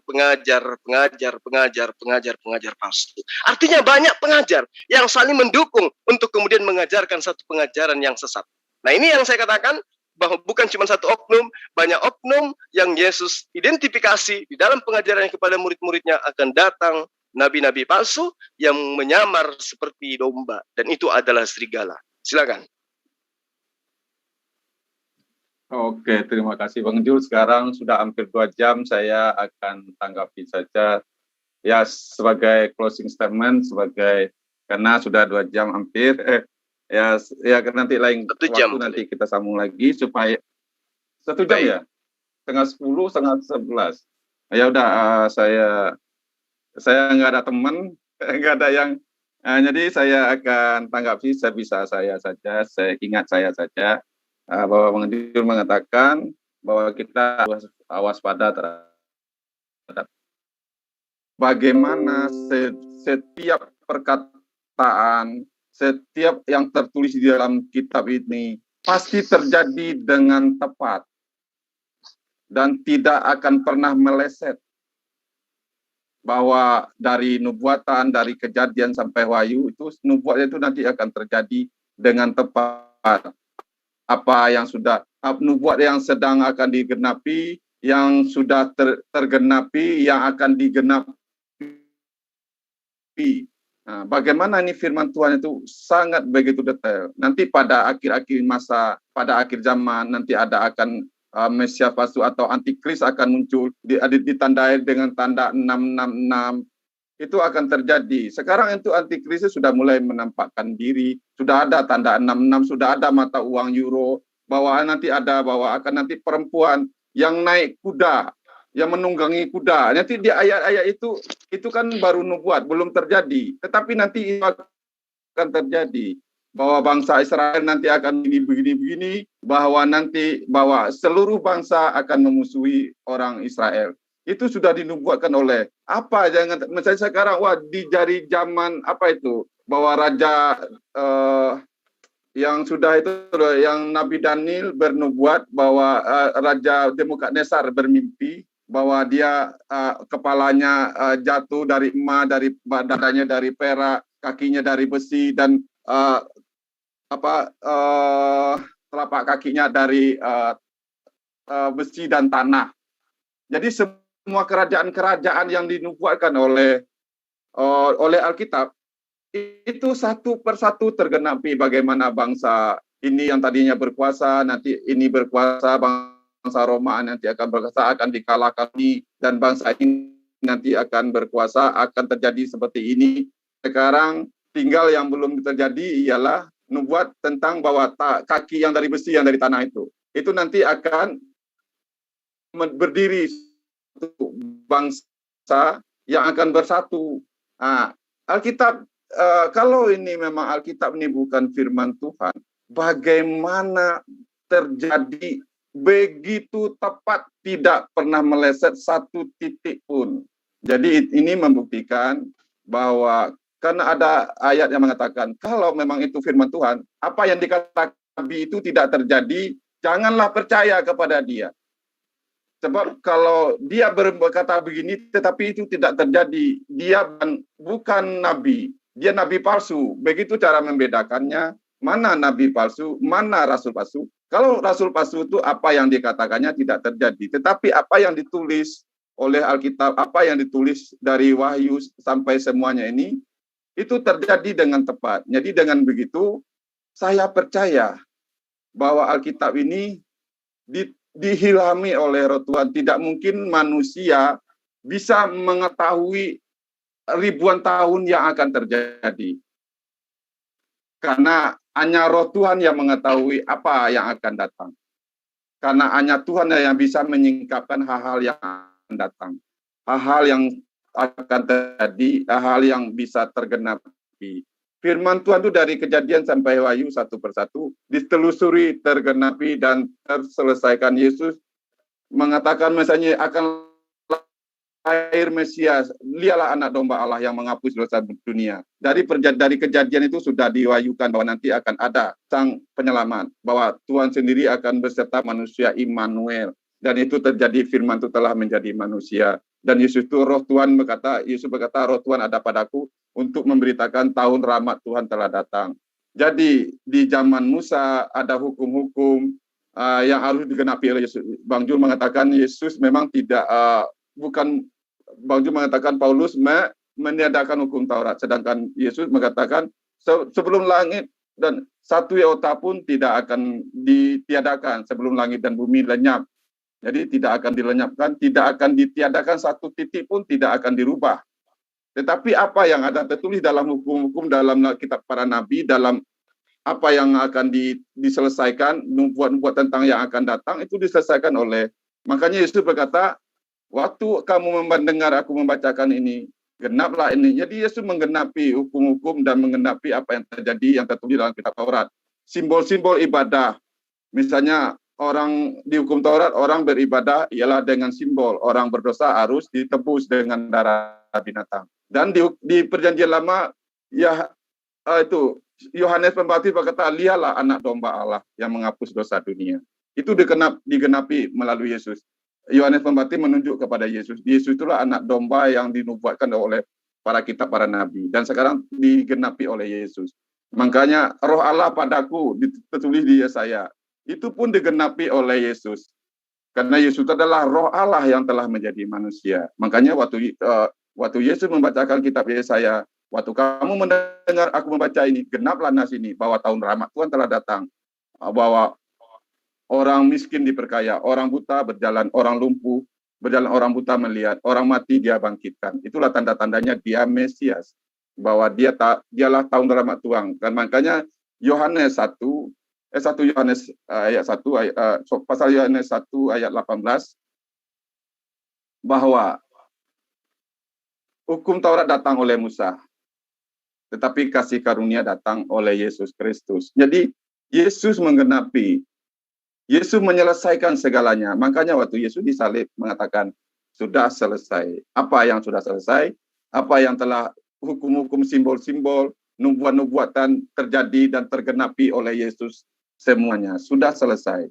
Makanya sudah selesai. Nah, sekarang orang memasuki kerajaan Allah itu dengan dengan tidak lagi dibatasi, karena tabir itu telah terbuka. Orang berebut memasukinya. Jadi Yesus berkata, akulah jalan, kebenaran, dan hidup. Aku akan memberi hidup yang kekal. Supaya kamu, kalaupun kamu mati, ya kamu akan hidup. Karena akulah kebangkitan dan hidup. Jadi Yesus telah membuktikan dialah kebangkitan dan hidup. Walaupun dia mati, dia hidup. Jadi Bang Jul, untuk sementara ini saya cukupkan sampai di sini saja. Mohon maaf kalau ada yang salah-salah kata, karena saya tidak ada teman yang bisa membantu saya dengan ayat-ayat yang lain. Karena saya tidak begitu menguasai kitab. Saya percaya saja kalau Alkitab ini memang firman Tuhan, karena saya alami kuasa Tuhan, karena saya rasakan penyertaan Tuhan. Jadi bagaimana saya ingin menyangkal, karena kuasa Tuhan nyata dalam Alkitab ini. Itu yang tidak bisa saya sangkal. Walaupun orang mengatakan begini begitu, tetapi saya mengalami hal yang luar biasa, karena hendaklah kamu mengenal Tuhan dan kuasanya. Dan saya mengenal Tuhan dan kuasanya melalui Alkitab ini. Jadi walaupun saya tidak mengerti banyak tentang hal ini dan itu, karena saya bukan orang teologi, bukan pendeta, itu masalahnya. Karena saya tidak sekolah Alkitab, karena saya seorang pekerja. Saya ini kerjaan saya bikin sendal sepatu. Jadi saya tidak, paling-paling kalau ada waktu saya baca. Saya apa yang saya tahu saja hanya ya ini, tapi saya kalau dikatakan ini palsu, ya itu terserah orang itu. Makanya kakak saya, paman saya pernah juga berkatakan bahwa Alkitab itu sudah dipalsukan, bahwa bukan firman Tuhan. Saya katakan, kalau ini palsu, bagaimana saya mengalami kuasa Tuhan di sini? Saya ingin setuju dengan paman. Tetapi yang tidak bisa saya sangkal ialah saya mengalami kuasa Tuhan melalui Alkitab ini. Apapun yang saya tanyakan tentang Tuhan, dan Tuhan mampu menerangkan siapa Tuhan kepada saya melalui Alkitab ini. Jadi sebagai statement saya, itulah bahwa saya percaya tidak ada yang palsu dalam Alkitab ini. Dan terima kasih kesempatannya Bang Ju telah mengizinkan saya lab bareng bersama Bang Ju. Terima kasih Bang Ju, Tuhan memberkati kita semua. Selamat malam. Terima kasih. Malam. Jadi gini, Mbak Daud, terima kasih juga ya. Namun kalau misalnya Bang Daud mau live silakan, saya punya kewajiban untuk menanggapi, saya juga akan closing ya. Kalau Anda mengatakan bahwa Anda mendapatkan kuasa Tuhan dari kitab Anda, tapi dari tadi Anda mengatakan Anda tidak bisa menunjukkan ayat, Anda tidak bisa menunjukkan ini, karena lalu kemudian Anda mengatakan tidak ada teman Kristen yang bisa menunjukkan. Artinya iman Anda ini adalah iman buta. Gitu. Mohon maaf saya harus katakan gitu. Dan kalau ketika Anda mengatakan bahwa ketika kitab itu nubuatannya meleset, bahwa itulah kitab palsu, saya tunjukkan. Banyak yang membuktikan bahwa meleset semua itu nubuatan yang ada dalam kitab Anda. Contoh, tolong dicatat baik-baik. Dalam Yeremia 36 ayat 30. Sebab itu beginilah firman Tuhan tentang Yoyakim, Raja Yehuda. Dia tidak akan mempunyai keturunan yang akan duduk di atas tahta Daud, dan mayatnya akan tercampakkan sehingga kena panas di waktu siang dan kena dingin di waktu malam. Nah, di dalam kitab Yeremia 36 ayat 30 ini, Pak Daud, Tuhan berfirman bahwa keturunan Yoyakim tidak akan ada yang naik menjadi raja di atas tahta Daud. Tapi 2 Raja-Raja 24 ayat 6. Kemudian Yoyakim mendapatkan perhentian bersama-sama dengan nenek moyangnya. Maka Yoyakin anaknya menjadi raja menggantikan dia. Bagaimana? Yeremia 36 ayat 30 mengatakan tidak akan ada anak dari Yoyakim yang akan duduk di atas tahta Daud lagi menjadi raja. Di dalam 2 Raja-Raja ayat 24 ayat 6, anaknya itu justru duduk menjadi raja menggantikan Yoyakim. Luar biasa kan? Nah, itu satu. Itu di dalam perjanjian lama. Bagaimana dengan perjanjian baru? Banyak. Dalam perjanjian baru misalnya, Matius 10 ayat 23. Apabila mereka menganiaya kamu dalam kota yang satu, larilah ke kota yang lain. Karena aku berkata kepadamu, sesungguhnya sebelum kamu selesai mengunjungi kota-kota Israel, aku Yesus anak manusia sudah datang. Sampai hari ini Yesus belum datang-datang. Tapi murid-muridnya udah 2000 tahun yang lalu udah mati semua. Kalian belum selesai mengunjungi kota-kota Israel, aku sudah datang katanya. Itu diterangkan juga di dalam Matius 16 ayat 28. Meleset lagi. Lalu kemudian, bagaimana dengan Paulus ramalannya? Apakah juga meleset? Meleset juga. Di mana diterangkan itu? 1 Tesalonika bab 4 ayat 16 sampai ayat 17. Sebab pada waktu tanda diberi, yaitu pada waktu penghulu malaikat berseru dan sangkakala Allah berbunyi, maka Tuhan sendiri akan turun dari surga dan mereka yang mati dalam Kristus akan lebih dahulu bangkit. Sesudah itu kita yang hidup, yang masih tinggal akan diangkat bersama-sama dengan mereka dalam awan menyongsong Tuhan di angkasa. Demikianlah kita selama-lamanya bersama dengan Tuhan. Ayat ini jelas bahwa setelah kebangkitan Yesus dari kubur, dia dan seluruh pengikut Paulus yang masih hidup akan diangkat bersama-sama dengan Yesus ke langit. Tapi apa yang terjadi? Nggak ada itu, nggak ada. Malah yang terjadi kemudian di dalam kitab Lukas, ketika Yesus disalib, belum bangkit, orang-orang kudus lebih duluan bangkit, Pak, dan jalan masuk ke Yerusalem. Inilah kebohongan demi kebohongan yang ada di dalam kitab Anda. Nubuatan Anda bilang, tergenapin semuanya. Ini saya beberkan semua. Nubuatannya Paulus tercoreng dengan lengkap. Nubuatannya Yesus tercoreng dengan lengkap. Kemudian apalagi Yeremia tercoreng dengan lengkap perjanjian lama.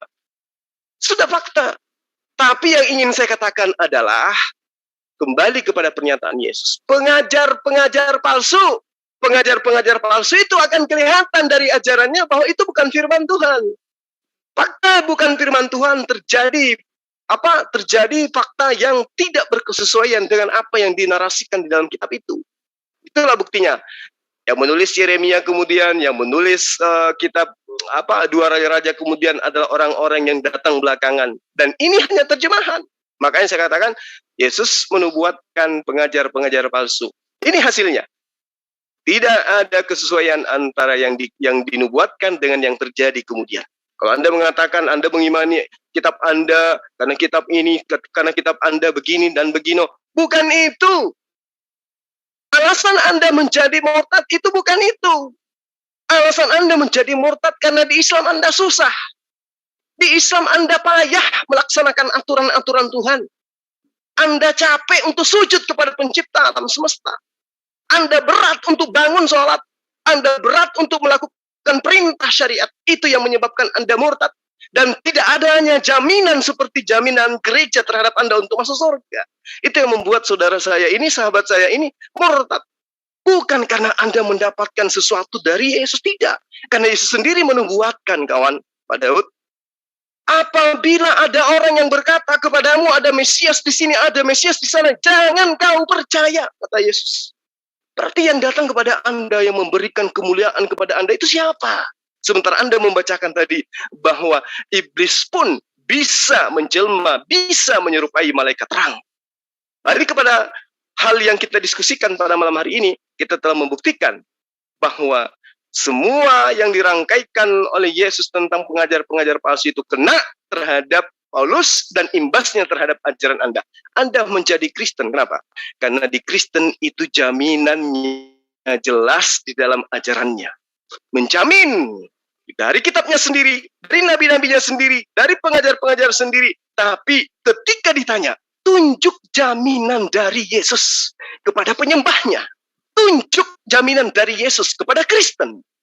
Bahwa orang yang menyembah Yesus, yang mendudukkan Yesus setara dengan Tuhan, maka dijamin masuk ke surga. Tunjuk. Sampai naga datang ke dunia berperang, tidak akan pernah bisa Anda tunjukkan. Kenapa? Anda menjadi Kristen, karena di Kristen itu enak. Galatia 5 ayat 1. Dengan matinya Yesus di tiang salib, kita dibebaskan dari aturan-aturan dan kita dimerdekakan dari kuk penghambaan. Enak di Kristen itu.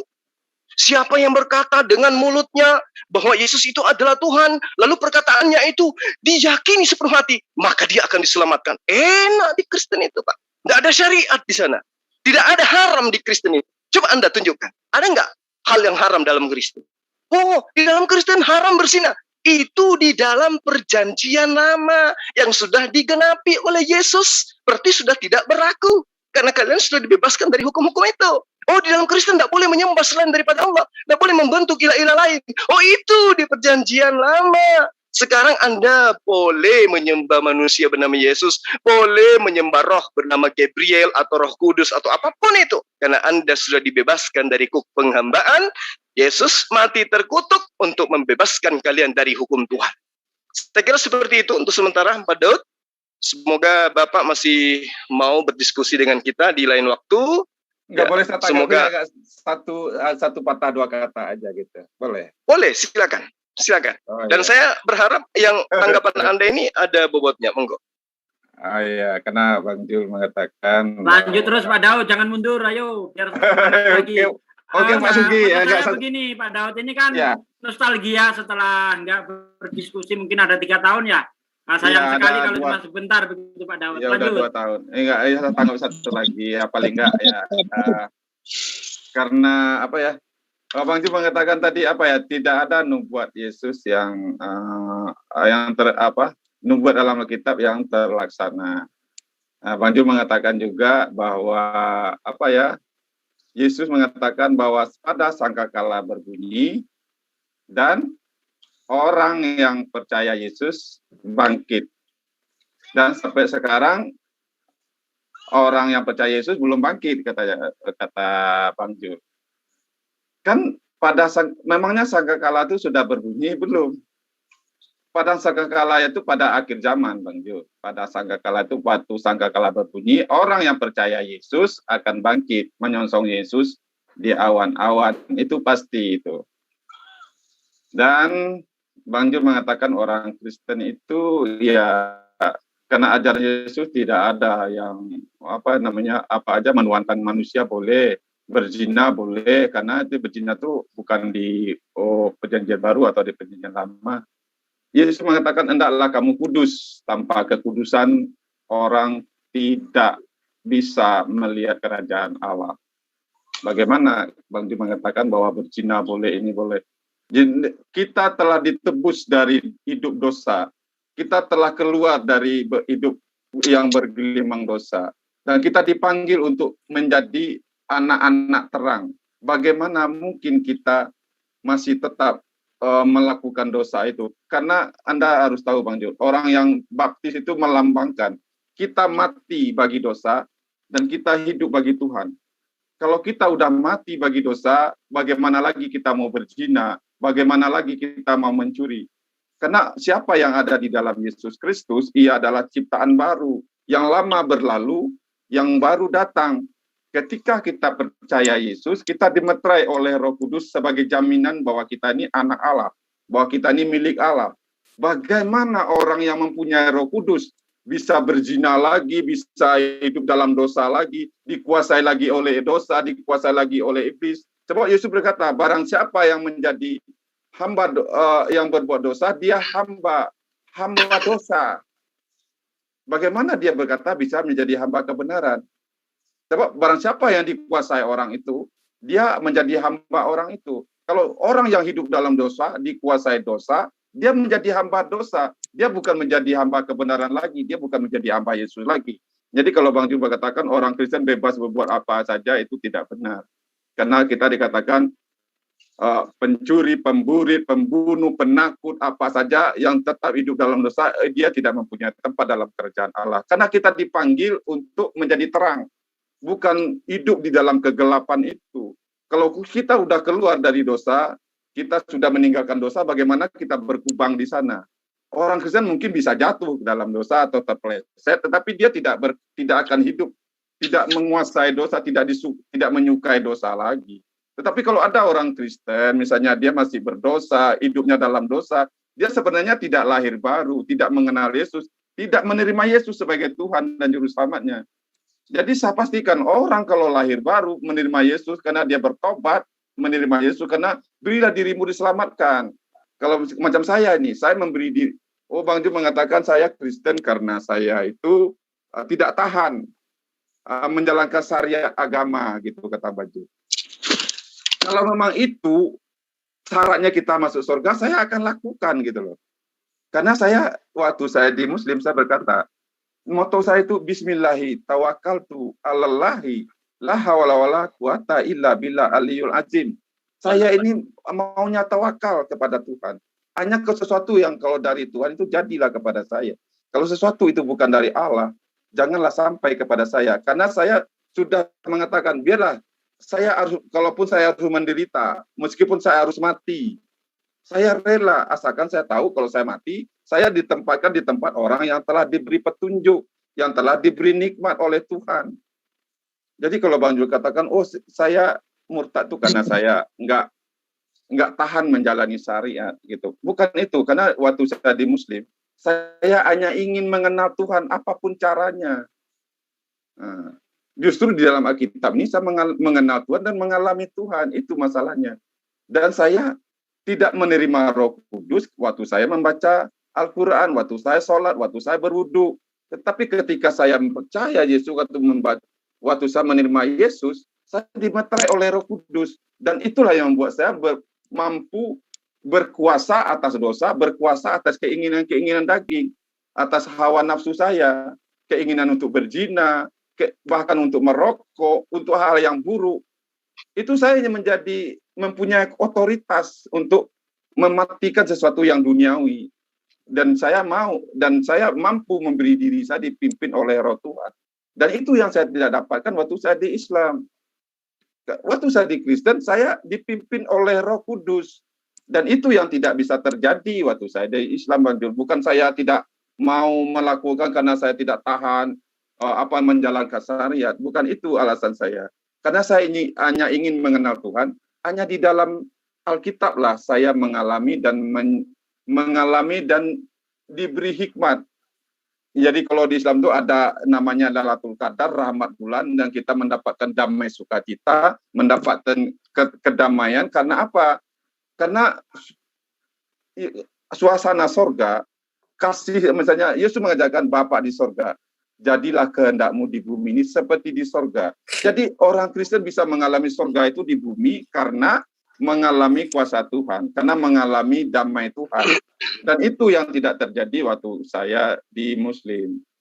Jadi alasan saya kenapa saya Kristen bukan karena saya ingin kaya, Bang Jul.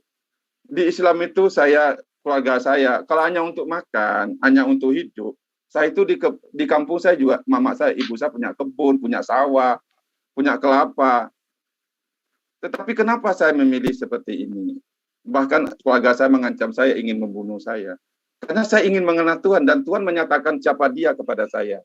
Dan itulah kenapa dikatakan kalau orang mengatakan Alkitab ini bukan firman Tuhan, Bang Jul ingin membuktikan semuanya meleset, kata Bang Jul, bahwa apa yang terjadi itu, Yoyakim, siapa raja ini dan raja itu, menurut perspektif Bang Jul. Tapi saya percaya pasti ada caranya untuk membuktikan bahwa itu tidak meleset. Kadang ya kayak banyak juga orang Kristen tidak paham. Bahkan kayak Natalan, tanggal 25 Desember. Itu orang Kristen juga, kenapa kok dia bisa merayakan padahal ayatnya di situ tidak ada. Tapi kalau dipelajari dengan benar, makanya saya pikir ada orang Kristen, Bang Ju, kalau kamu mengalami atau diterangi Tuhan, tentu kamu bisa dong, mengerti dong semuanya. Yang namanya kita tuh untuk mengerti, kita perlu belajar, Bang Ju. Tetapi untuk mengenal Tuhan, untuk mengalami Tuhan itu tidak perlu tahu semua. Tetapi kalau untuk mengalami atau menguasai Alkitab ini, tentu kita perlu sekolah, perlu belajar, Bang. Nah, jadi satu hal saja yang saya ingin kasih tahu sebagai statement terakhir, bahwa saya itu ingin mengenal Tuhan waktu saya dahulu, tetapi sekarang saya mengenal, dan Tuhan menyatakan siapa Tuhan itu ke saya, siapa itu pencipta saya. Jadi saya mengenal Tuhan saya. Jadi kalau orang mengatakan, wah, apa ini Alkitab ini begini, kok kamu menyembah manusia, menuhankan Yesus gitu loh. Kan itu seolah-olah Tuhan itu bukan manusia gitu. Saya percaya Tuhan itu bukan manusia, tetapi Tuhan yang saya sembah itu Tuhan yang disembah oleh Abraham, Tuhan yang disembah oleh Adam. Tuhan mereka itu bisa datang kepada mereka dalam rupa manusia. Itu saya bisa buktikan di Kejadian 18 ayat 1 sampai 2. Bagaimana Tuhan menampakkan diri kepada Abraham justru dalam wujud manusia. Tuhan itu bisa datang dalam wujud malaikat. Itu yang bisa terjadi kepada kita. Sekarang bagaimana Tuhan menyatakan diri kepada kita? Dia ada Roh Kudus. Roh Kudus Tuhan itulah, kalau memang kita sungguh hati meminta lebih dari apapun. Kalau kita menginginkan kebenaran, menginginkan Tuhan lebih dari apapun, bahkan lebih dari nyawa kita. Karena Yesus berkata, kalau kamu mencintai aku, mencintai kebenaran lebih dari apapun, lebih dari ibumu, lebih dari bapakmu, lebih dari saudaramu, bahkan lebih dari nyawamu, dan kamu akan menemukan kebenaran. Adakah kita benar-benar memang meyakini, apakah memang kita mencari kebenaran itu lebih dari hidup kita, bahkan lebih dari nyawa kita? Kalau kita menginginkan Tuhan lebih dari hidup kita, Tuhanlah yang akan menuntun kita untuk siapa Tuhan itu, dan dialah yang akan menyatakan siapa Tuhan kepada kita. Kita tidak bisa mencapai Tuhan, tetapi harus ada kerinduan dari kita. Sebab Tuhan mencari orang yang mencari Dia. Kalau kita memperjuangkan, kalau kita mencintai kebenaran, dan kebenaran itu akan datang kepada kita. Tetapi kalau kita mencintai dusta, dan dusta itu akan menyesatkan kita. Dan selamat malam. Terima kasih banyak. Tuhan memberkati kita semua. Oke, Pak Daud. Jadi apa yang Anda paparkan ini, itu juga yang dipaparkan oleh para mu'alaf. Mereka sebelumnya tidak merasakan Tuhan di dalam agama Kristen. Nanti dia merasakan adanya Tuhan yang benar itu ketika dia masuk ke dalam Islam. Berarti sama. Nah, apa yang kemudian menjadi acuan kebenaran? Kalau Anda yang tidak tahu gospel, terima Tuhan, sementara mereka yang tahu gospel kemudian masuk ke dalam Islam, dan ternyata mereka mengakui baru mengenal Tuhan ketika di dalam ajaran agama Islam, maka saatnya Anda bertanya pada diri Anda, ada yang salah kayaknya. Lalu kemudian ketika Anda mengatakan di dalam ajaran agama Anda sekarang mengenal Tuhan, saya ingin mengatakan gini, Tuhan yang Anda kenal sekarang itu adalah Tuhan buatan nabi-nabi, pengajar-pengajar, Mesias-Mesias palsu itu tadi. Kalau Tuhan yang mengutus Yesus, kata Yesus, kamu tidak bisa mendengarkan. Wajahnya tidak pernah kamu dengar. Wajahnya kamu tidak pernah lihat. Suaranya pun tidak bisa kamu dengarkan. Bahkan Paulus mengatakan dalam kitabnya sendiri bahwa Tuhan tidak bisa dilihat dan tidak ada seorang pun yang mampu melihat Tuhan. Paulus sendiri yang mengatakan itu. Jadi ketika Anda mengatakan di dalam kehidupan yang sekaranglah aku bisa menemukan Tuhan. Ya sama, orang Hindu juga begitu. Orang Buddha juga begitu. Orang ateis pun bahkan mengatakan juga seperti itu. Tetapi apakah benar konsep yang mereka imani saat sekarang ini? Ketika konsepnya keluar daripada pengajaran oknum yang dituhankan. Ketika konsepnya bertentangan dengan ajaran-ajaran Tuhan yang dianggap sebagai Tuhan. Yang telah mengajarkan kepada murid-muridnya hal yang berbeda dengan Anda imani saat sekarang. Maka saya katakan sekali lagi, ya saudara Daud, Anda murtad karena telah menemukan Tuhan yang dibentuk oleh para nabi-nabi palsu itu tadi. Kalau Anda penasaran, nanti kita jadwalkan lagi, kita akan bahas lebih jauh kaitannya tentang pengajaran Yesus, ajaran yang dan ajaran-ajaran yang bertentangan dengan ajaran di luar daripada pengajarannya. Mungkin sekian gitu Pak Daud. Terima kasih atas kehadirannya. Ya, terima kasih sudah berdialog dengan baik. Saya berharap ketika Anda kembali ingin berdiskusi dengan kita di Zoom, agar dilengkapi dengan teman-teman Kristen yang lain, sebagaimana yang kita bicarakan di grup, bahwa tadinya ada beberapa teman yang mendampingi Anda, tapi entah kenapa malam ini mereka tidak ikut terhadap jadwal yang sudah kita bicarakan. Barangkali ada pesan terakhir dari Pak Daud sebelum kita akhiri. Gurunda, Afwan, mau nanya boleh Gurunda ke ini si Mutradin ini? Boleh nggak? Ya, kalau beliau berkenan, silakan aja. Ya, boleh. Pak Daud mau nanya sedikit, udah murtad berapa lama? Saya murtad dari tahun 1985, tepatnya tanggal 7 Juni 1985. 7 Juni 1985. Di umur berapa berarti itu? Umur saya lahir tahun 1961, berarti umur 24 tahun. Umur 24 murtad. Kayaknya masih ingat sedikit-sedikit deh ini. Kalau misalnya bacaan kita ketika ruku, masih ingat nggak kira-kira? Oh, waktu saya sholat, ya. Iya. Apa ya? Pas ruku. Googling dulu. Bukan googling kan. Lupa ya? Udah lama, sudah berapa? Sudah 30 tahun loh saya nggak. Lupa, iya. Nggak lupa saya. Kalau niat sholat subuh? Niat saya, kalau niatnya nggak ada yang dalam bahasa Arab, misalnya usali fardu subhi gitu kan. Dua rakaat ini lillahi ta'ala. Apa? Karena lillahi ta'ala. Ya, usali fardu subhi. Bang Kores. Oh, siap. Kalau Oke. murtadnya Pak Ali Daud ini nggak saya ragukan lagi karena ini kawan lama saya ya.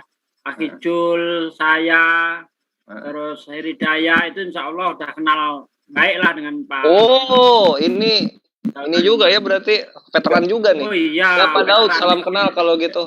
Iya, salam kenal. Cuma saya memang udah lama saya nggak perlu pernah. Tak perlu diuji. Saya tahu Pak Daud. Kisahnya bagaimana dia murtad itu udah tersimpan di memori saya. Iya. Siap Ustaz Sugi. Ya, thank you Gurunda waktunya. Silakan dilanjut ke mana? Oke. 1 Timotius 6 ayat 16. Dialah satu-satunya yang tidak takut pada maut, bersemayam dalam terang yang tak terhampiri. Seorang pun tidak pernah melihat dia, dan memang manusia tidak dapat melihat dia. Baginya lah hormat dan kuasa yang kekal. Jadi yang melihat Yesus itu bukan melihat Tuhan, karena Yesus itu terlihat. Oke Pak Daud, terima kasih. Mungkin lain waktu kita jadwalkan lagi. Kira-kira kapan? Ya oke lah. Ya tidak ada yang satu pun yang melihat dia, seorang pun tidak. Tetapi anak tunggal yang ada di pangkuan Bapa, dialah yang menyatakannya. Begitulah firman menyatakan Tuhan. Ketika Yesus menyatakan ketika Yesus menyatakan Allah, apakah Yesus menyatakan dirinya adalah Allah itu sendiri, atau Yesus menyatakan bahwa dirinya hanya utusan? Kan ada ayat. Dialah gambar Allah dan wujud Allah yang tidak kita terlihat itu. Dan Kata siapa? Kata siapa, Bang?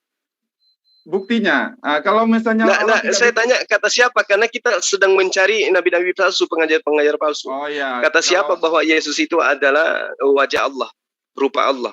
Iya, nanti Abang kan tidak percaya bahwa itu kalau di surat Paulus, Filipi, Abang sudah menganggap itu surat nabi palsu. Oke lah, kita ini saja ke perjanjian lama lah. Paling enggak Abraham itu bapak orang beriman. Kalau memang tidak ada seorang pun yang melihat Tuhan, bagaimana Abraham melihat Tuhan? Bagaimana Yakub melihat Tuhan? Bagaimana Adam melihat Tuhan? Jadi ayat itu perlu dikonfirmasi dengan ayat yang lain. Begitu Bang Jul. Selamat malam. Nanti kita lalu bagaimana dengan pernyataan yang mengatakan tidak ada yang pernah melihat Bapak? Ya, makanya tidak ada yang pernah melihat Bapak, tetapi anak tunggal Bapak yang ada. Nah, terus Abraham, Daud, Yakub yang Anda sebutkan gimana? Makanya siapa yang melihat, siapa yang dilihat oleh Abraham, siapa yang dilihat oleh Yakub? Ya Yesus. Yesus berkata Abraham telah melihat dia. Yesus tidak akan berdusta. Jadi orang-orang Yahudi yang menggunakan kitab original teks demikian memahami itu. Tidak. Kalau dia memahami Yesus itu adalah Allah yang nuzul, dia tidak akan menyalibkan Yesus. Tetapi orang Yahudi sekarang Anda yang hanya terjemahan kok bisa mengetahui bahwa itu adalah Yesus yang ada di dalam original teks? Oh, kalau dia original teks kan oke lah, saya tidak memahami, saya percaya ada orang yang memahami itu. Tetapi berarti Anda yang tidak tahu original teks lebih paham original teks daripada mereka yang bisa baca original teks itu. Gini saja, kita kan ada otak. Saya kita suka kan ini. Ada feeling. Ya, ada justru karena ada otak. Sekarang Anda coba pikirkan sendiri. Apakah Anda lebih paham yang terjemahan saja Anda nggak paham dibandingkan mereka yang tahu original teks? Begini Bang Jul, orang sepintar apapun kalau dia tidak mencintai Tuhan, tidak mencintai kebenaran, dan tidak mencari kebenaran itu lebih dari harta yang dia punya, dia tidak akan bisa bertemu dengan kebenaran Bang Jul. Jadi kebenaran itu apa yang kemudian Anda katakan kebenaran ketika Yesus mengatakan Allah satu-satunya Allah yang benar, kemudian Anda datang mengatakan Yesus juga Allah. Nah, gini Bang Jul, karena ada orang Islam mengatakan dia percaya, dengan yang lain dia tidak percaya. Orang Islam percaya sekali bahwa Yohanes 17 ayat 3. Inilah hidup yang kekal itu. Mereka mengenal satu-satunya Allah yang benar. Dan itu tidak berhenti di situ. Dan mengenal Yesus Kristus. Bagaimana kalau Allah itu tidak bisa kita kenal? Kalau dia hanya menjauh di sana. Kalau dia tidak bisa menyatakan diri. Sedangkan hidup yang kekal itu harus mengenal dia. Satu-satunya Allah yang benar itu harus kita kenal. Makanya kita perlu dituntun oleh Tuhan, dituntun oleh Roh Tuhan. Untuk sekarang yang Anda maksud mengenal Allah itu seperti apa yang ada dalam pikiran Anda? Melihat dia dalam rupa manusia, atau mendengarkan dia berbicara dalam rupa manusia, atau seperti apa yang Anda maksud? Apakah Anda sudah pernah melihat Yesus? Mengenal yang benar itu artinya kita kan diberi otak oleh Tuhan. Ada firman Tuhan untuk kita bisa nilai, untuk bisa kita kaji ini firman Tuhan atau bukan. Dan biarlah dengan hikmat Tuhan otak kita dituntun oleh Roh Tuhan sehingga bagaimana kita bisa mengenal Tuhan, bukan karena kita melihat Tuhan tuh berujuk ini berujuk itu. Tidak harus seperti itu. Karena ada Roh Kudus. Ini yang akan yang tadi itu loh Bang, yang Anda katakan mengenal Allah itu seperti apa sementara kita tidak pernah melihatnya. Makanya ada Yesus. Sekarang saya tanya, apakah Anda pernah melihat Yesus? Saya tidak pernah melihat Yesus secara pribadi. Berarti sama aja dong. Tapi begini, bagaimana saya yakin Yesus itu Tuhan? Karena ada kitab Injil, kan ada kitab Taurat, ada Alkitab yang bisa menerangkan seperti apa Tuhan itu. Dan bagaimana, kenapa Nabi Abraham. Karena itu makanya saya tanya tadi Bang, apakah Anda yang memahami terjemahan saja tidak bisa lebih paham original teks daripada orang yang bisa original teks gitu loh. Oke. Original teks. Memangnya di original teks itu bagaimana? Inilah hidup yang kekal itu, mereka mengenal satu-satunya Allah yang benar dan mengenal Yesus Kristus. Di ayat 2. Boleh saya tunjukkan Gurunda? Boleh, silakan.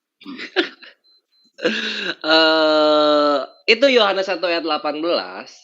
bahasa Yunaninya, kalau Pak Daud nggak tahu, itu dia menggunakan kata exegeomai.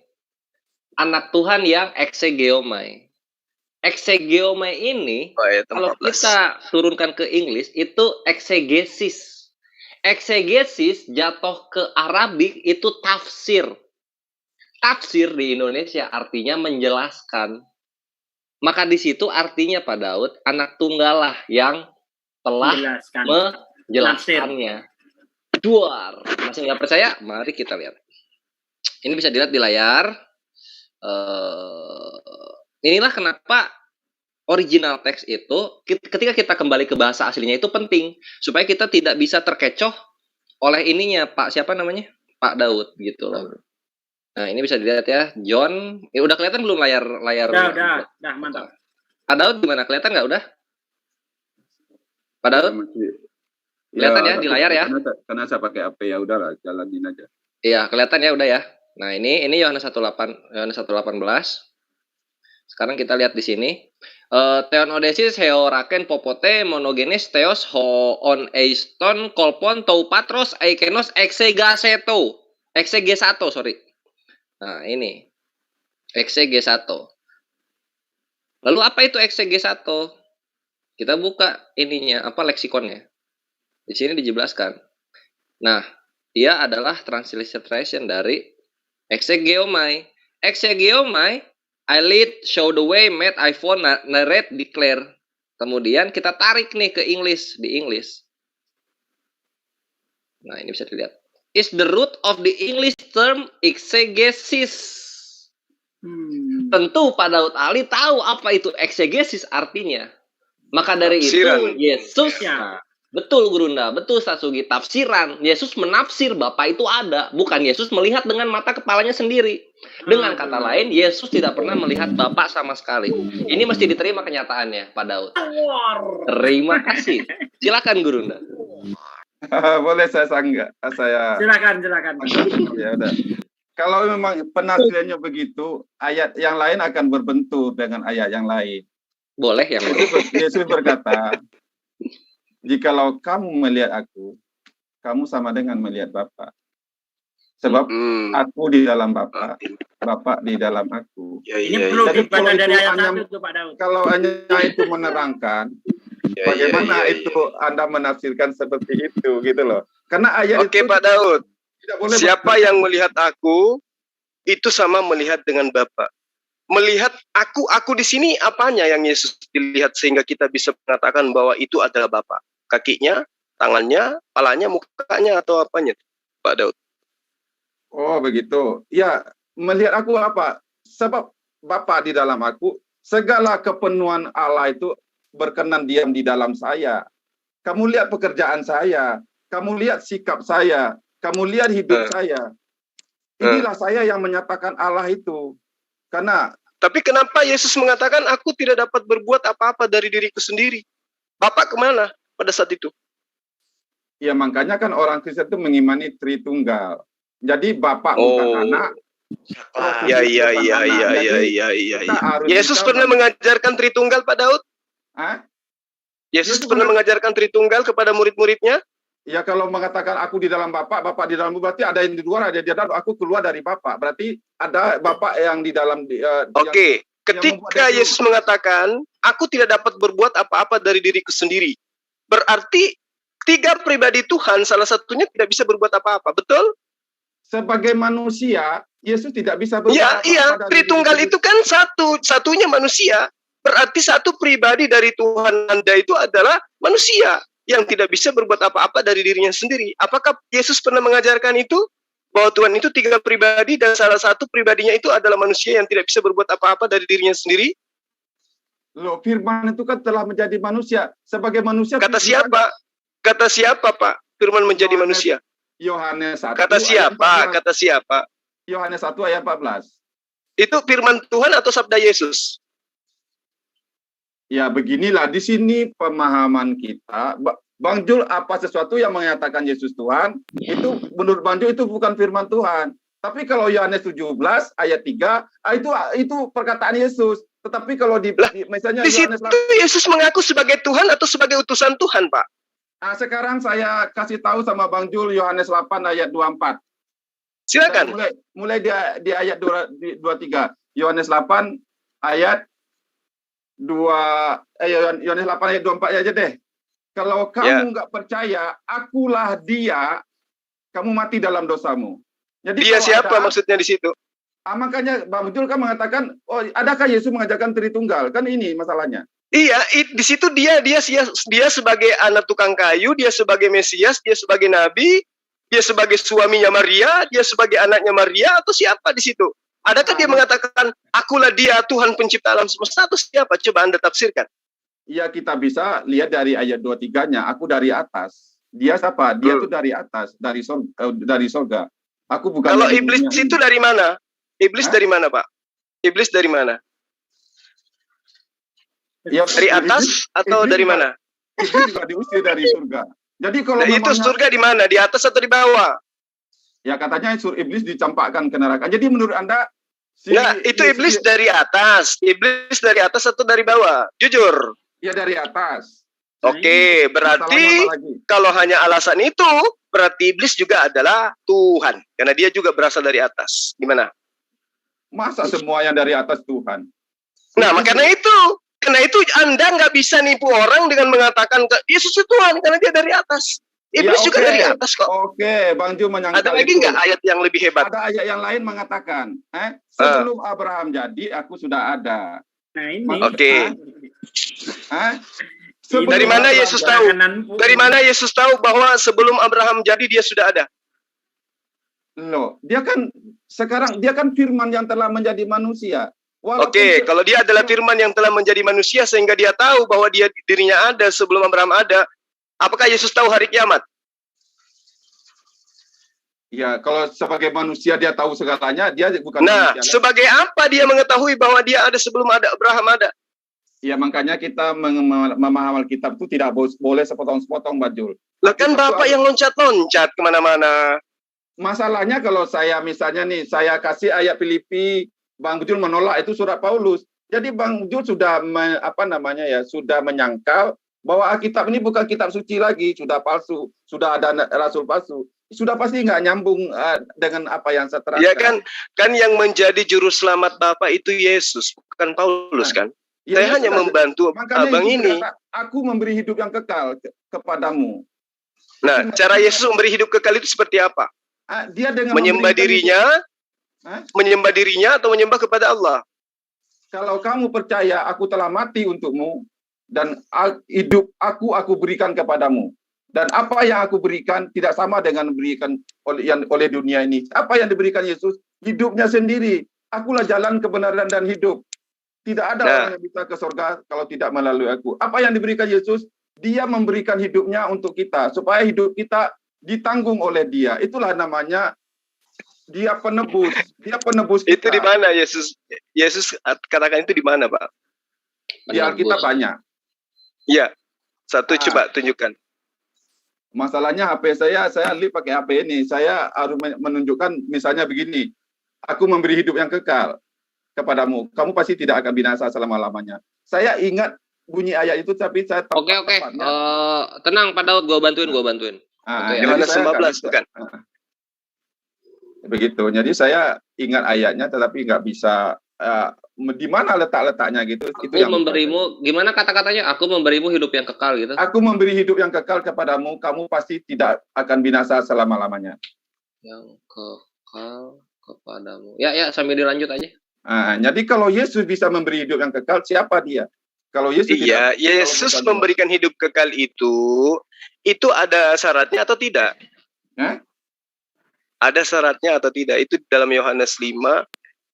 Ya, barang siapa percaya, Yohanes 5:24 atau barang siapa tidak percaya, kan Yesus mengatakan di Injil di Injil Matius 28. Di Injil Matius 28 ayat 18, kepadaku telah diberikan segala kuasa di sorga dan di bumi. Karena itu pergilah, jadikanlah semua bangsa muridku. Barang siapa percaya dibaptis dan dia selamat. Jadi barang siapa yang tidak percaya, dia tidak selamat. Dihukum. Apa syaratnya selamat? Ya percaya. Percaya bahwa Yesus itu adalah percaya Yesus itu adalah juru selamat kita. Dia Tuhan yang telah menyelamatkan kita. Itu. Dia Tuhan atau dia hanya juru selamat? Loh, kan di Alkitab, di Perjanjian Lama dikatakan Tuhan sendiri akan datang menjadi juru selamat kita. Kalau Tuhan tidak, kalau memangnya dia cuma juru selamat, bukan Tuhan, bagaimana dia menyelamatkan kita? Nah, dia Musa itu juru selamat atau bukan? Hah? Musa itu juru selamat atau bukan, Pak? Musa itu mengeluarkan bangsa Israel, menyelamatkan bangsa Israel dari perbudakan. Yesus juru selamat mengeluarkan kita. Terus dia menerima Taurat. Orang-orang yang taat kepada Taurat itu diselamatkan atau tidak? Orang yang di dalam hukum Taurat diselamatkan dengan simbol. Jadi orang berarti Musa juga juru selamat dong. Hah? Berarti Musa juga juru selamat. Loh, Musa itu hanya nabi. Bagaimana dia penyelamat? Loh, buktinya dia menyelamatkan Bani Israel. Nah, sekarang Yesus menyelamatkan siapa coba? Yang menyelamatkan Bani Israel itu Tuhan, bukan Musa. Nah, Yesus mengatakan, aku tidak dapat berbuat apa-apa dari diriku sendiri. Apa yang aku lakukan adalah apa yang diperintahkan oleh Tuhan untuk aku sampaikan dan aku katakan. Yohanes 5 ayat 30. Ya, makanya. Ya, firman Tuhan mengatakan di kitab, saya ingat ayatnya, pasti ada ayatnya. Tapi saya pasti bunyinya begini. Firmanku yang keluar dari mulutku, dia akan mengerjakan. Yesaya 5 itu ayat Yesus. 11. Iya. Jadi firman Tuhan itu yang mengerjakan keselamatan itu. Oke, sekarang yang keluar dari mulut Tuhan, Yesus atau firman? Ya, firman. Yesus itu siapa? Firman yang telah menjadi manusia, kan? Ya, berarti yang keluar dari mulut Allah itu Yesus atau firman? Yesus sendiri, aku keluar dari Tuhan, aku keluar dari Bapa. Berarti Yesus keluar dari Tuhan. Coba, tadi Anda membawa akal. Anda membawa akal. Kita diberi akal untuk berpikir. Sekarang saya tanya, Yesaya 55 ayat 11. Ya, firmanku yang keluar dari mulutku, di situ Yesus yang keluar atau perkataan? Ya, perkataan. Berarti bukan Yesus. Loh, Yesus itu perkataan bukan? Nah, sekarang saya tanya, yang keluar dari mulut Allah itu Yesus atau perkataan? Makanya Bang Ju mengatakan, coba kita gunakan akal, kan? Kita bawa akal sehat. Salam akal sehat, kan? Oke. Iya. Yang keluar akal sehat punya aku itu, Pak. Oh iya. Salam akal sehat, Pak Sugi. Bang Ju mengatakan, yang keluar dari mulut Tuhan itu Yesus apa bukan? Kan Tuhan mengatakan segala sesuatu yang keluar, apa firmanku yang keluar dari mulutku, dia akan melakukan yang ku mau. Yesus adalah firman Tuhan yang keluar dari mulut Tuhan dan melakukan apa yang Tuhan mau. Makanya Yesus berkata, aku melakukan sesuatu apa yang diperintahkan. Aku tidak oleh Tuhannya. Kemauanku sendiri. Yesus itu tidak melakukan, dia sebagai manusia mau-maunya. Jadi Yesus itu melakukan sesuatu atas perintah dirinya sendiri atau perintah oknum lain di luar dirinya? Iya, kan Yesus itu kan firman Tuhan. Di Injil Yohanes ditulis firman itu bersama-sama dengan Allah. Segala sesuatu. Iya, di Yesaya 55 itu, firmanku tidak akan kembali kepadaku dengan sia-sia, melainkan dia akan melakukan apa yang aku perintahkan. Ya. Jadi kan gitu. Iya. Nah, sekarang Yesus itu yang keluar dari mulut Tuhan atau perkataan yang keluar dari mulut Tuhan? Inilah hebatnya Tuhan. Perkataan Tuhan yang keluar dari mulut Tuhan itu bisa berbentuk, bisa melakukan sesuatu. Itulah hebatnya Tuhan. Ini dia yang dimau. Jadi Gurunda maksudnya manusia keluar dari mulut Tuhan gitu loh. Maksud bukan manusia keluar dari bukan katanya. Nah, sekarang ketika Gabriel datang kepada Maria, apa yang diantar oleh Gabriel? Firman atau Yesus? Gabriel berkata begini, kamu akan mengandung dari Roh Kudus. Ya, itu firman Tuhan atau Yesus yang dibawa oleh Gabriel? Karena kuasa Allah akan turun atasmu. Ya, jadi, itu semua perkataan-perkataan itu firman Tuhan atau Yesus di situ? Yang dibawa Gabriel. Iya. Jibril hanya pesuruh apa yang diperintahkan kepada Maria. Yang disampaikan oleh Gabriel itu firman Tuhan atau Yesus? Oh, yang disampaikan oleh Jibril itu perintah ucapan. Bukan Yesus. Itu kan yang datangkan Jibril. Iya, berarti bukan Yesus berarti bukan Yesus yang dibopong oleh Jibril datang. Ya bukanlah. Oke, kapan Yesus itu ada? Setelahnya atau sebelumnya? Ya kalau firman itu ada dalam diri Allah, berarti pernah nggak Allah ada tanpa firman-Nya dalam diri? Ya, itu kalau firman, ini sedang berbicara mengenai Yesus ini, bukan berbicara mengenai firman. Yesus itu Gabriel ketika datang kepada Maria, di situ Yesus sudah dibawa atau belum? Ya kan dia baru diberitakan, Maria, kamu akan mengandung. Setelah mengandung baru Yesus ada. Sudah sudah bekerja belum? Sudah turun belum kuasa Allah? Belum kan? Enggak, yang dibawa oleh Gabriel itu kan firman tuh. Tuhan mau kamu hamil. Nah, itu firman Tuhan. Di situ sudah ada Yesus.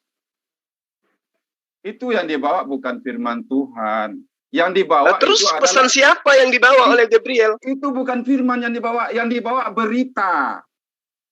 Loh, memang firman itu apa itu, Pak? Firman menurut Anda itu apa? Orang. Pemain bola? Enggak. Firman menurut Anda apa? Berita. Misalnya saya menyampaikan sesuatu kepada Bang Jul. Bang Jul, besok kita kalau ada waktu itu live.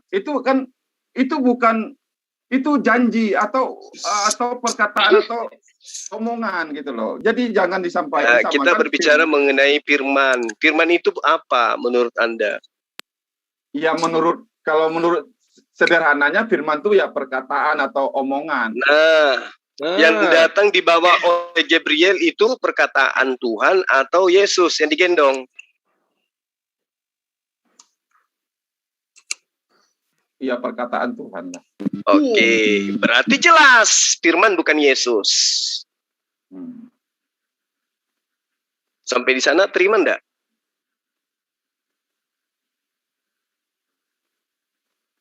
Terima enggak, Pak? Ya begini ya, saya supaya Bang Dio bisa membedakan. Kan dia menyampaikan, ini istilahnya kalau ada misalnya si Pak Presiden gitu ya, tolonglah nanti sampaikanlah kepada gubernur ini, besok saya akan datang. Apakah? Nah sekarang ketika apakah utusan ini sama dengan Pak Presiden? Kan enggak, dia hanya memberikan pesan. Ya, nah pesannya ini apakah Presiden atau perkataan? Pesannya bukan Presiden lah, karena yang perkataan. Pesannya itu bukan Presiden, tapi perkataan. Perkataan Presiden. Iya kan, Pak Daud? Ya. Yang datang di bawah itu bukan Presiden, tapi perkataan Presiden, amanat Presiden, betul?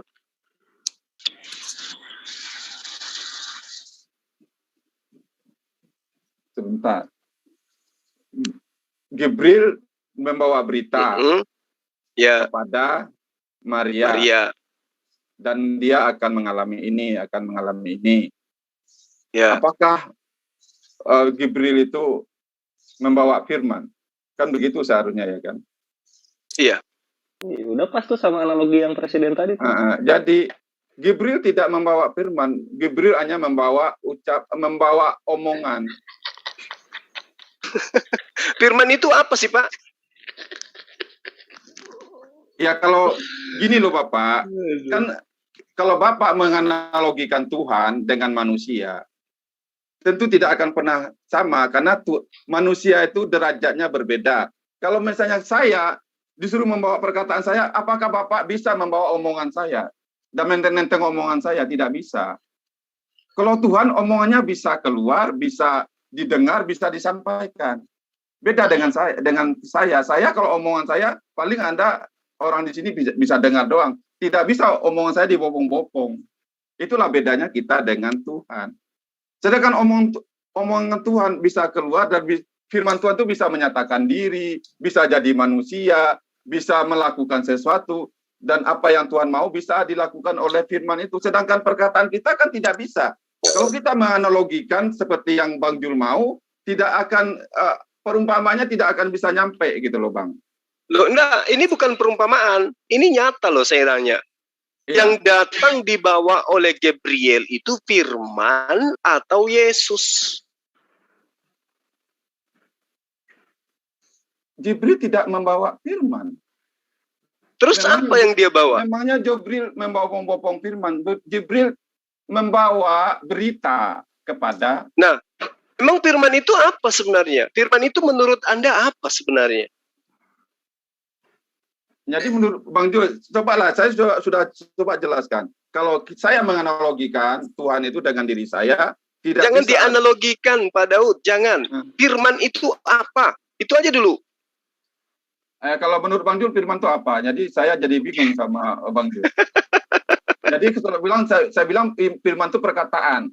Abang Jul bilang memangnya Jibril itu membawa perkataan. Apakah firman itu enggak, tadi kan saudara saya nih ngambil Yesaya 55 ayat 11. Segala firman yang keluar dari mulutku, kan gitu. Kalau berbicara mengenai segala, berarti banyak. Ya, nah, banyak. Kalau Yesus itu adalah firman, pertanyaannya yang keluar dari mulut Bapak itu Yesus atau firman? Ya, kalau memangnya seharusnya kita analogikan, yang keluar dari mulut kita suara, tidak bisa. Suara itu bisa berbentuk. Beda dengan Tuhan. Sama, betul. Sama ketika saya mengatakan, saya pingin makan nasi. Bukan nasi yang keluar dari mulut saya, tapi perkataan. Nah, itu guru udah berfirman tuh. Tapi perkataan saya itu memiliki kekuatan. Sehingga orang yang mendengarkan akan melaksanakan. Oh, si Bapak mau makan nasi. Maka orang-orang yang ada di bawah kekuasaan saya akan melakukan kehendak saya. Akan menyiapkan nasi. Karena saya mau makan nasi. Bukan nasi yang terlempar keluar dari mulut saya. Sampai sini ngerti enggak, Pak Daud? Iya, makanya. Kalau Bapak... Nah, ketika Yesus ingin diciptakan, maka Allah mengatakan kepada Gabriel menyampaikan berita itu kepada Maria. Apa yang terjadi? Hamil atau tidak? Hamil dia. Berarti firman itu bukan Yesus. Tapi Yesus itu adalah buah dari firman. Nasi itu adalah buah dari perkataan Zulkifli. Bukan Zulkifli yang nusul menjadi nasi. Bukan Allah yang nusul menjadi nasi, bukan firman yang nusul menjadi apa? Bukan sifat Allah yang kemudian berubah wujud menjadi manusia, bukan. Tetapi apa yang keluar dari mulut Allah akan melaksanakan instruksi sesuai dengan apa yang keluar. Jadi matahari, jadi matahari. Jadi engkau hamil, jadi hamil. Jadi engkau mandul, mandul. Jadi Yesus itu betul. Pada mulanya adalah firman. Nah, apakah Bapak pada mulanya adalah firman? Tentu tidak. Yang bermula dari firman semuanya adalah ciptaan. Matahari, awal mulanya adalah firman. Jadilah terang. Dari mana matahari ini tercipta? Apakah dengan sendirinya? Tidak. Tapi dari mana? Dari kehendak Allah. Berarti kehendak itu adalah firman. Apa buktinya? Jadilah terang. Berarti matahari pada mulanya adalah firman. Mana firman itu? Jadilah terang. Itulah firman itu. Oke. Berarti Yesus statusnya sama dengan matahari. Sama-sama ciptaan yang bermula dari kehendak Tuhan. Sekarang boleh saya tanya, apakah matahari itu firman sama dengan firman? Matahari pada mulanya adalah firman. Matahari itu akibat firman. Matahari itu bukan firman. Nah, Yesus, bagaimana dengan Yesus? Akibat firman? Akibat firman atau Maria hamil sendiri? Yesus bukan akibat firman. Yesus disebut, Yesus itu adalah firman Allah. Kata siapa?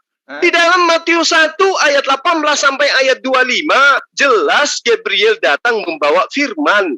Lukas 1 ayat 26 sampai ayat 38, jelas Maria diinformasikan melalui firman Tuhan, dia akan hamil. Ayo. Ya, begini Bang Jul ya.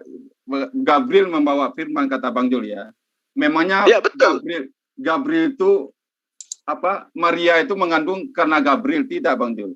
Maria itu mengandung. Maria datang mengabarkan, andai saja Gabriel datang, Maria hari ini juga matamu akan berubah menjadi bola lampu atau menjadi bola, maka berubah menjadi bola. Tapi karena perintahnya, kamu akan hamil, maka Maria hamil. Apa yang masalah di situ? Kalau seandainya Maria datang mengatakan, kalau hanya segitu saja tidak ada masalah di situ, tapi tidak seperti itu kenyataannya. Faktanya? Kamu akan mengandung, kuasa Allah akan turun, bukan karena diakibat oleh Jibril berkata-kata, karena kuasa Allah akan Gabriel ini datang atas perintah siapa? Ya, Jibril datang atas perintah Tuhan, dia memberitahu. Nah, itu dia. Maria mengandung bukan karena Jibril yang berkata-kata, Maria mengandung tetapi karena Allah yang menghendaki. Allah yang menghendaki atau tidak? Beda dengan penyampai dengan yang bekerja, Bang Jul. Betul. Nah sekarang memang iya, Gabriel hanya menyampaikan firman. Kamu akan hamil. Roh Kudus. Kamu akan hamil.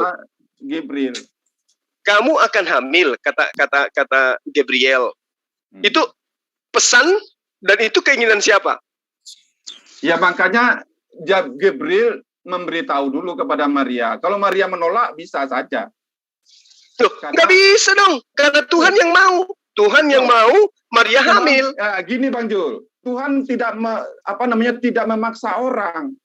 Kalau Maria menolak bisa. Tuhan bukan otoriter. Tiba-tiba dia membuat orang mengandung. Kan Maria sudah jawab. Kan Maria sudah katakan, bagaimana mungkin aku hamil? Ya karena ini aku seorang hamba, jadilah seperti yang kau ucapkan itu. Makanya Roh Kudus turun gitu loh Bang Jul. Jadi bukan dipaksa dia. Makanya diberitahu dulu oleh Gabriel bahwa kamu selamat buat kamu, bahwa Tuhan ingin bahwa kamu akan melahirkan. Bagaimana mungkin saya melahirkan? Saya kan belum disentuh laki-laki. Ya nanti kuasa Allah Roh Kudus turun atas kamu. Jadi Maria hamil itu karena ada roh. Dia diberitahu dulu bahwa nanti dia hamil melalui Roh Kudus, bukan melalui Jibril. Nah, yang datang kepada Maria kan sudah jelas Gabriel. Kenapa dikatakan Roh Kudus di atasmu? Karena nanti Maria ini akan hamil tanpa seorang suami, tanpa dibuahi, tanpa digagahi oleh seorang laki-laki. Tetapi Roh Kudus akan masuk ke rahimnya supaya dia hamil, supaya janinnya hidup, supaya dia melahirkan manusia. Andai saja Roh Kudus ini tidak masuk ke dalam jasadnya Yesus, Yesus tidak hidup. Dia tidak ada malah. Kalaupun Maria hamil tanpa Roh Kudus, maksudnya hamil dia, tapi tidak ada roh di dalam janinnya, maka yang keluar adalah mayat. Tidak seperti itu, tidak seperti apa yang Bang Jul pikirkan. Terus, jadi Anda ingin mengatakan bahwa Yesus itu adalah hasil berzina? Ya, tidak ada saya mengatakan berzina. Nah, berarti roh yang ada di dalamnya itu adalah roh suci. Dia menjadi manusia suci karena yang di dalam dirinya itu adalah bukan roh yang dihasilkan dari persinahan. Tetapi ibunya hamil itu karena di dalam rahimnya ada roh suci. Roh itulah yang kemudian menghidupkan jasadnya Yesus. Maka dia lahir menjadi apa yang dikehendaki oleh Tuhan. Makanya dikatakan dia pada mulanya adalah firman. Betul. Meskipun itu adalah filsafat himne Plato, tapi itu berkesesuaian. Firman bisa menjadi kehendak, firman bisa menjadi ide, gagasan, kemauan Tuhan. Ya, itu jelas. Itu juga bisa, firman itu juga bisa berupa perkataan. Jadi, Yesus dihamilkan atas kehendak Allah. Kenapa manusia itu lahir? Harus dia ada pertemuan antara laki-laki dan perempuan. Habis itu, jelas prosesnya. Kalau dia tidak mandul, maka dia akan hamil, secara otomatis akan ada roh di dalam rahimnya. Nah, Maria tidak pernah digagahi laki-laki, secara otomatis ada roh di dalam rahimnya. Maka dikatakan roh suci bukan dari hasil persinahan. Gimana? Ya, makanya dia disebut anak Allah. Karena dia mengandung roh Allah. Dia disebut anak Allah, itu pesan daripada iblis di dalam kitab Anda. Yesus sendiri tidak pernah mengatakan dirinya anak Allah. Ya, tidak pernah. Aku adalah anak Allah, tidak pernah. Dia ratusan kali mengatakan aku anak manusia. Karena Maria manusia. Adapun pemahaman anak Allah di dalam kitab Perjanjian Lama itu identik dengan pemahaman orang-orang soleh, orang yang dekat kepada Tuhan. Bukan berarti dia anak Allah karena dia disebut apa? Karena dia hamil, karena dia lahir tanpa ada suami, karena dia lahir tanpa ada ayah, bukan. Maka dia disebut sebagai anak Allah, bukan. Tetapi anak Allah itu bagi orang Israel adalah orang-orang yang dekat kepada Allah. Dalam ajaran Islam disebut orang soleh, orang yang taat kepada aturan Tuhan. Boleh saya tanggap sebagai terakhir dalam Jam 12 Bang. Silakan. Jadi saya tanggap sebagai yang terakhir, nanti kalau ada waktu kita ngobrol lagi. Bang Jul mengatakan Yesus tidak pernah mengaku dirinya anak Allah. Ya kan? Iya. Nah, sekarang waktu Yesus bertanya kepada murid-muridnya, menurut kamu siapakah anak manusia itu? Menurut kamu siapakah aku ini? Salah satu ada murid mengatakan, oh engkau Elia yang akan datang.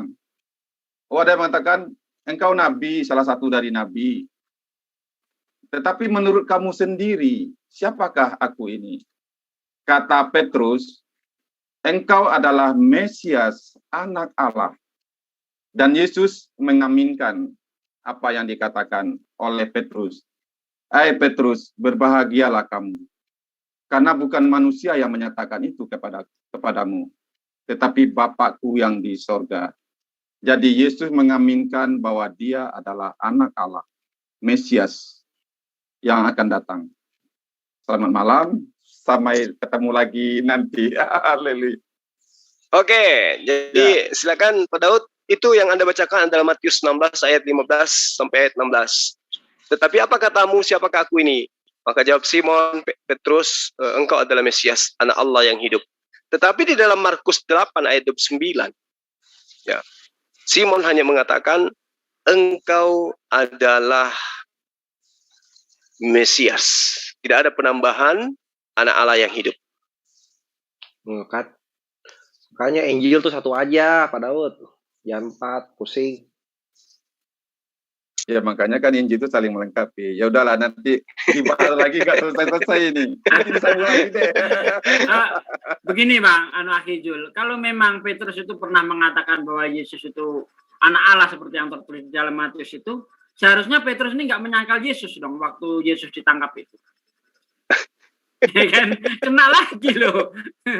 Iya. Jadi mana yang benar ini? Ini referensi. Ya nanti kalau dijawab lagi nanti panjang lagi loh. Nanti Oke Pak Daud, oke. Yang penting kita tetap damai Pak. Ya oke. Salam. Tidak perlu ada hujat-hujatan. Ini mantap. Salam akal sehat. Salam akal sehat. Selamat Pak Daud. Ya oke. Oke, terima kasih Pak Daud. Sama-sama Pak. Semangat malam. Ya, semangat malam. Ya Pak Daud. Aduh Pak Daud saya buat. Oke, Aki ditutup Aki labnya, dikasih penutupan. Silakan bantuin saya ditutup dong. Ada Dinda Slayer di sini. Saya persilahkan Aki Kores. Siap Sasuke Guru Nazuma. Waduh sebuah kehormatan ini menutup. Ini sebelum ditutup ini teman-teman yang ada di live comment yang ingin berdonasi untuk ini Palestina, mungkin ada yang bisa ngirim nomor rekening di live comment-nya barangkali Dinda Slayer. Oh naam ya, tolong HR Ahians tolong ininya. Apanya namanya rekening JCC yang sementara itu tolong diposting di setiap channel yang live. Ahian udah dapat berapa Ahian yang untuk Palestina? Biar untuk penyemangat sekitar 8 juta. 8 juta ya. Allahu Akbar. Ayo kita genapkan 100 juta dalam 1 bulan. Allahu Akbar. Masya Allah. Ayo kita genapkan 100 juta untuk Palestina dalam waktu sebulan, saudaraku. Iya, tepat sekali Ivan Villa. Ini mumpung lagi rame-ramenya, kita CCC sudah membuka ini ya, sudah membuka rekening donasi dan kita sudah terintegrasi dengan Ivan Villa kita yang dari Indonesia di sana untuk menyalurkan bantuan saudara-saudara di sini kepada saudara-saudara kita di sana, Ivan Villa. Bantuan sekecil apapun ini akan menjadi senyuman bahagia bagi saudara Palestina kita di sana. Rekeningnya, bentar, ini ada yang nanya rekening. Nah, ini rekeningnya nanti akan di bawah dan donasi ini akan kita buka untuk kloter pertama selama 30 hari ke depan. Setelah terkumpul selama 30 hari ke depan, berapapun nilainya, itu kita akan kirimkan ke sana. Tapi tentu kita akan ini dulu ya, kita akan kita akan menginformasikan dulu berapa yang terkumpul, lalu setelah transparansi kita sosialisasikan, kita akan kirim ke sana Ivan Villa. Dan alhamdulillah, pertama kemarin dibuka walaupun belum secara ofisial, ternyata sudah terkumpul yang tadi Ahyans bilang ya sekitar 8 juta ya. Ahyans. Coba nomor rekeningnya ditulis di sini biar saya copy. Iya, Ahyans tolong di itu sudah Pak D, tak masukin Pak D. Siap. Itu rekening sementara JCC ya, Iwan Villa. Ya, ini rekening sementara ditulis di mana tadi, Bang? Di live chatnya Pak D. Di chat room dong, biar saya copy. Oh iya. Saya mau kirim di live comment channel saya. Oke. Nah, untuk Ivan Villa dan untuk Menara Siar, mohon supaya lebih enak di live comment dan juga di deskripsi. Dan kemudian untuk Ivan Villa yang di live comment, kasih tahu keluarga-keluarganya bahwa saudara kita di Palestina membutuhkan segala sesuatu yang bisa kita lakukan di sini. Jadi sebarkan berita ini karena alhamdulillah kita makin mudah untuk memberikan bantuan kepada kaum muslimin yang memang sedang kesusahan. Itu Ustadz, Bentar. Ini baik, ada yang nanya link, saya kasih tahu bentar. Tunjung Derajat, mana rekeningnya? Ini sudah ditulis oleh Genova Channel ya. Silahkan dicatat nomor rekeningnya. Yan YCC Channel juga sudah menyampaikan sama rekeningnya.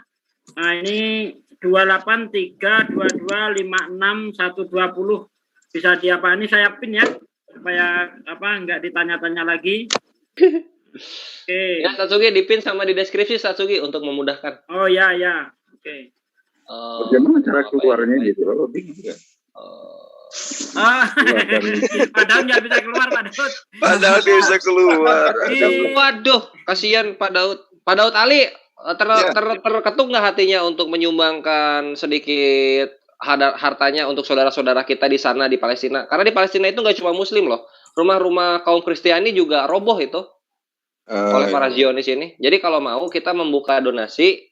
Dan itu bisa dilihat di channel Salam Akal Sehat, Zulkifli M. Abbas, Ahyans CCC, Zulfikar Official, dan juga di Nova Channel. Itu rekeningnya sama, jadi kalau mau ada sedikit terketuk nuraninya, mungkin bisa ditransfer lah, begitu. Gimana Pak Daud? Udah hilang? Udah pergi.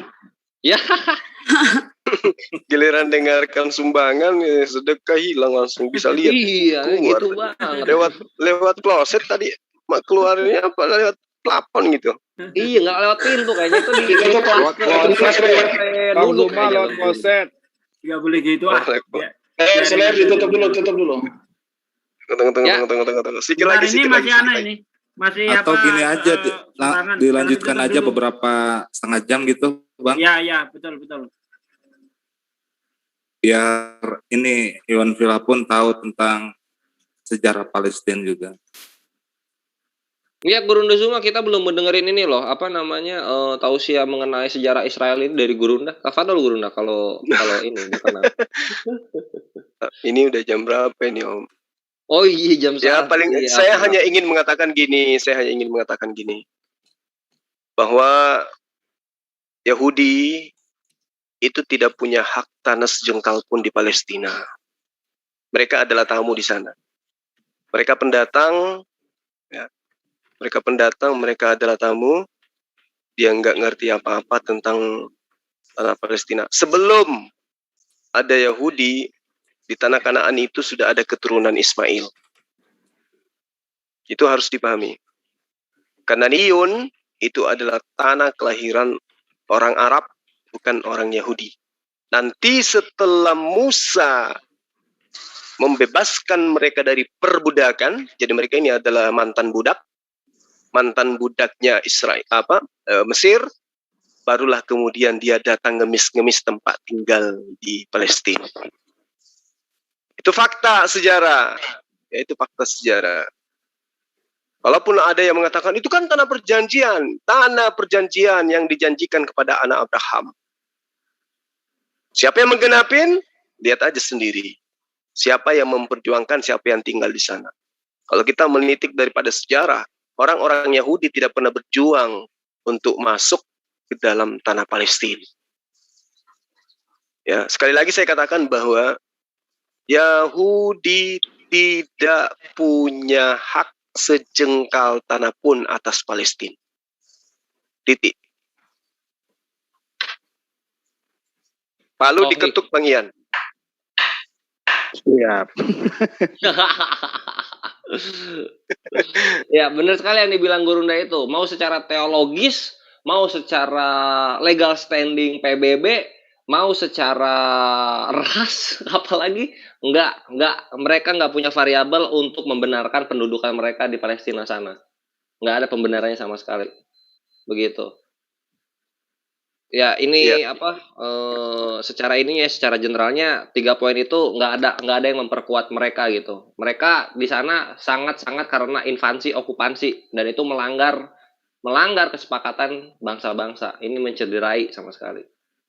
Sangat mencederai sekali begitu. Jadi udah pada diposting ininya, Gurunda? Sudah. Mumtaz. Nah, itu Ivan Villa ya, silakan jika berkenan, jika mempunyai sedikit rezeki berlebih untuk membantu saudara kita di sana. Dan ingat-ingat nih channel nanti di setiap dialog kita akan mensosialisasikan lagi, selalu akan sounding sudah mendapatkan berapa kita perharinya sampai nanti di 30 hari di hari terakhir. Kita akan sosialisasi totalnya berapa yang kita kumpulkan bersama ini. Dan total itu akan kita kirimkan ke Ivan Villa kita yang ada di Palestina sana. Semoga ini bisa membantu sedikit kesedihan saudara kita di sana, Ivan Villa. Lalu demikian yang bisa saya sampaikan. Bentar ya. Yes. Ada Indrano. Ya, insya Allah katanya nih. Insya Allah besok aku transfer Bang, walaupun tidak banyak penderitaan Palestina, penderitaan juga orang Muslim Indonesia. Allahu Akbar. Anda sudah dicatat walaupun belum terlaksana, Bang Indra. Ini loh di live komen saya tuh ada sekitar 1000-an manusia ya, sahabat-sahabat kita yang mulia di situ. Kalau 1000 orang ini berinfak 100.000 aja. Jangan 100, akhina. 50.000 aja. Membeli pulsa aja 50.000. Kali 1000 sahabat-sahabat, coba bayangkan. Betul.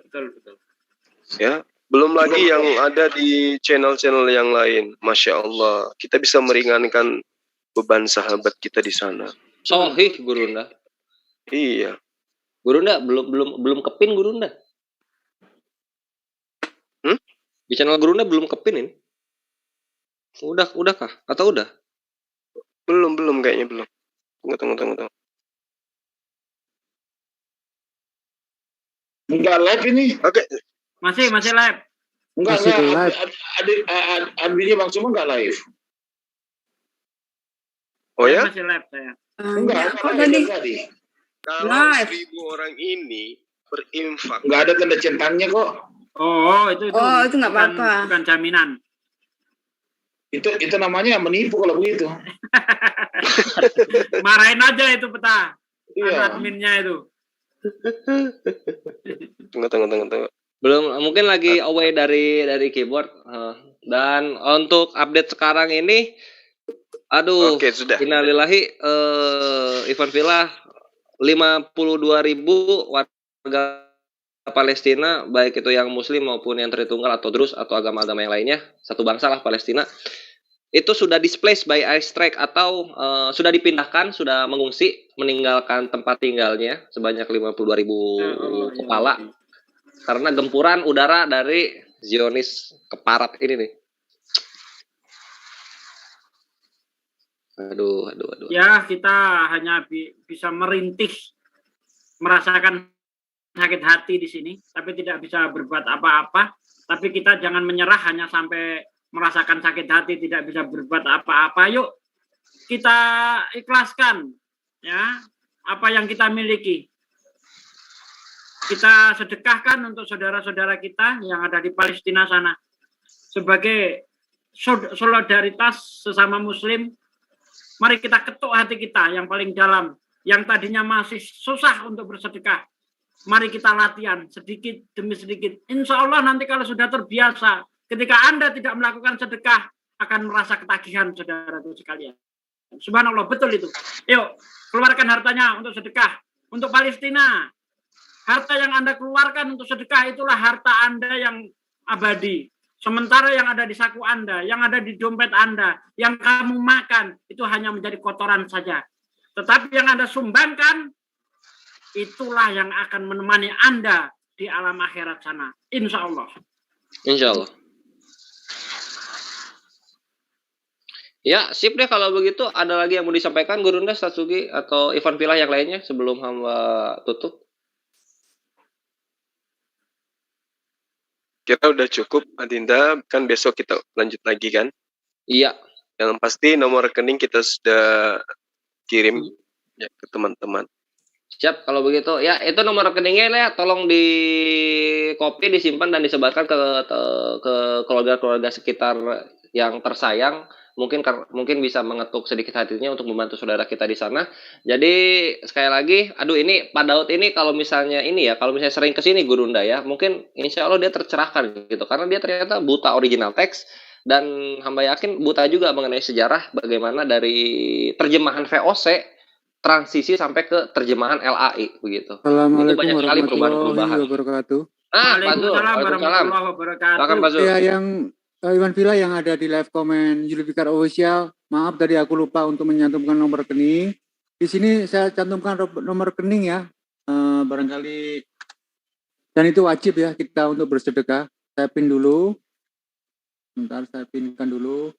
Silakan, itu sudah ada di live comment. Bagi teman-teman yang ada di YouTube, silakan untuk berlomba-lomba bersedekah ya untuk saudara kita yang ada di Palestina. Udah Mas Umu, itu Mbak Umu, silakan, itu sudah tak pin.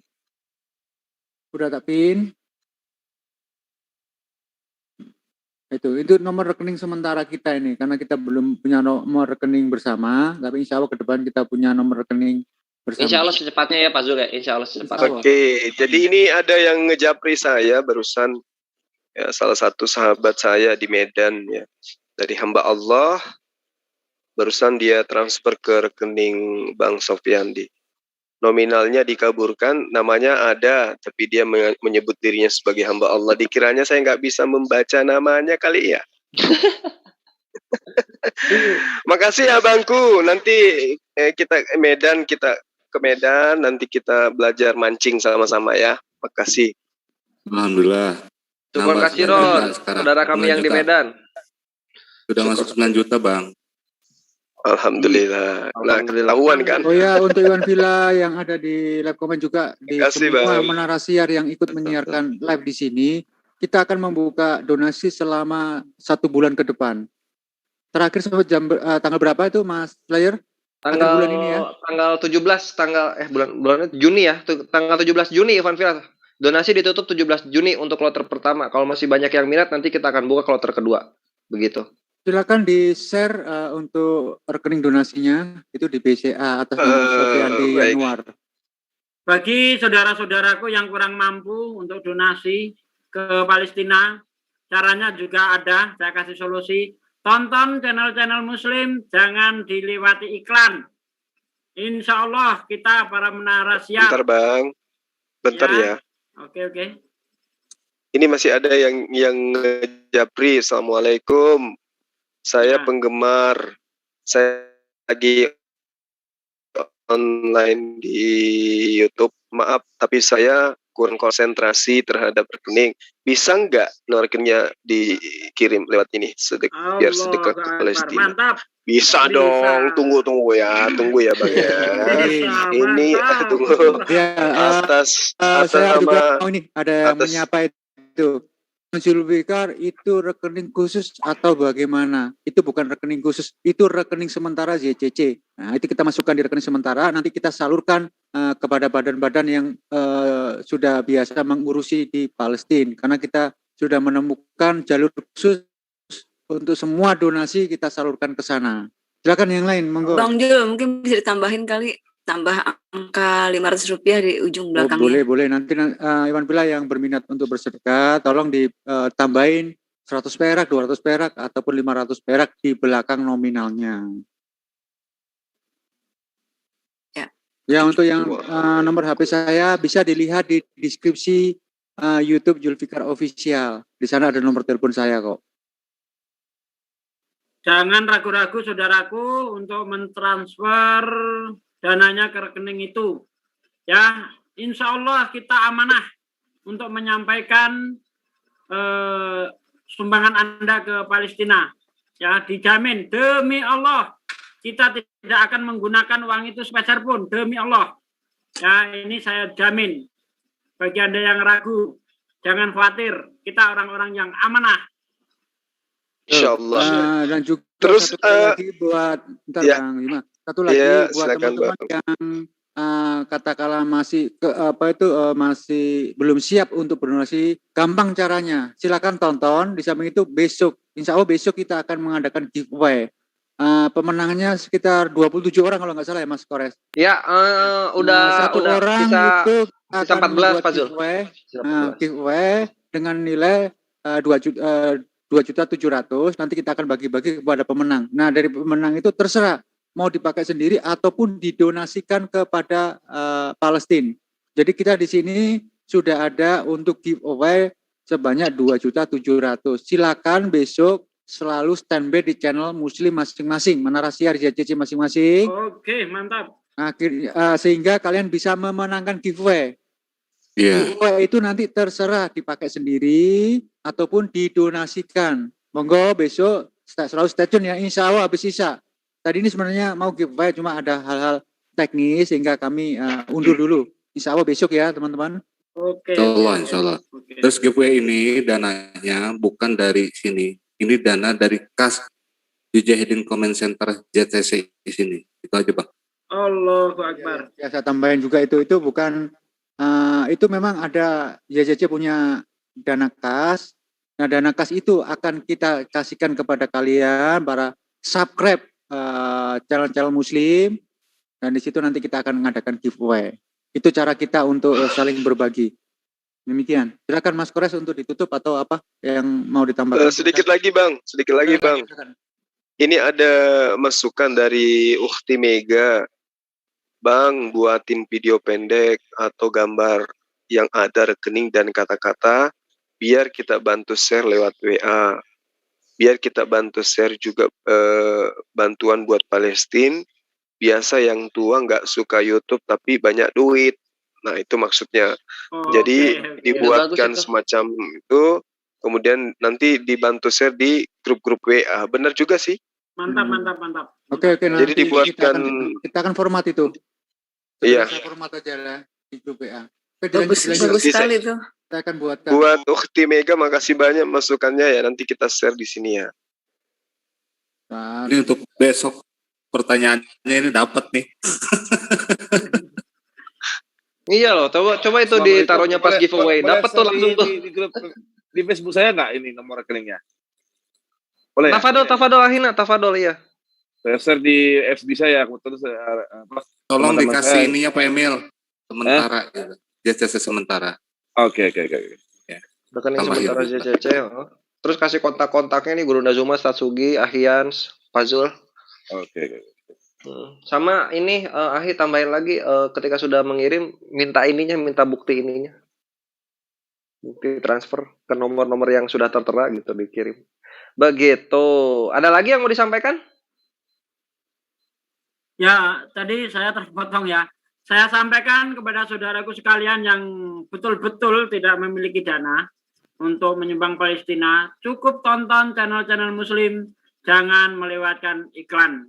Insya Allah pendapatan yang kami dapat dari YouTube akan disumbangkan, sebagian akan disumbangkan untuk Palestina. Itu. Udah itu saja yang saya sampaikan. Siap syukur satu G. Ya, sebelum ditutup. Bang Andi baru datang. Sebelum ditutup ini sebenarnya kocak juga. Ini ada Mahadewa nih. Bang Andi, Bang Dedeo. Ya, baru ditutup lah kita. Jadi lucunya gini, kalau disuruh bicara mah siap. Ya udah tuh Bang Dewa, Bang Hani, Tafadol silakan saling bertegur sapa dulu sampai Iwan Villa ini live komen. Bandian. WA Bandian WA. Siap. Ini belum saya tutup loh live-nya loh. Ya silakan Bang Handi, Bang Dewa, sapa-sapa dulu siapa tahu mau minal aidin. Jangan ditutup dulu, Bang Dewa dulu lah. Oh ya, silakan Bang Dewa. Mau donasi berapa untuk Palestina? Assalamualaikum warahmatullahi wabarakatuh. Waalaikumsalam warahmatullahi wabarakatuh. Baik, formatnya saya bikin begini ya. Nih, saya bikin begini formatnya. Format apa tuh? Format gas Pak Zul, gas. Jelaskan ini. Nomor teleponnya juga, Bang. Mantap. Udah, nggak usah nomor telepon lah.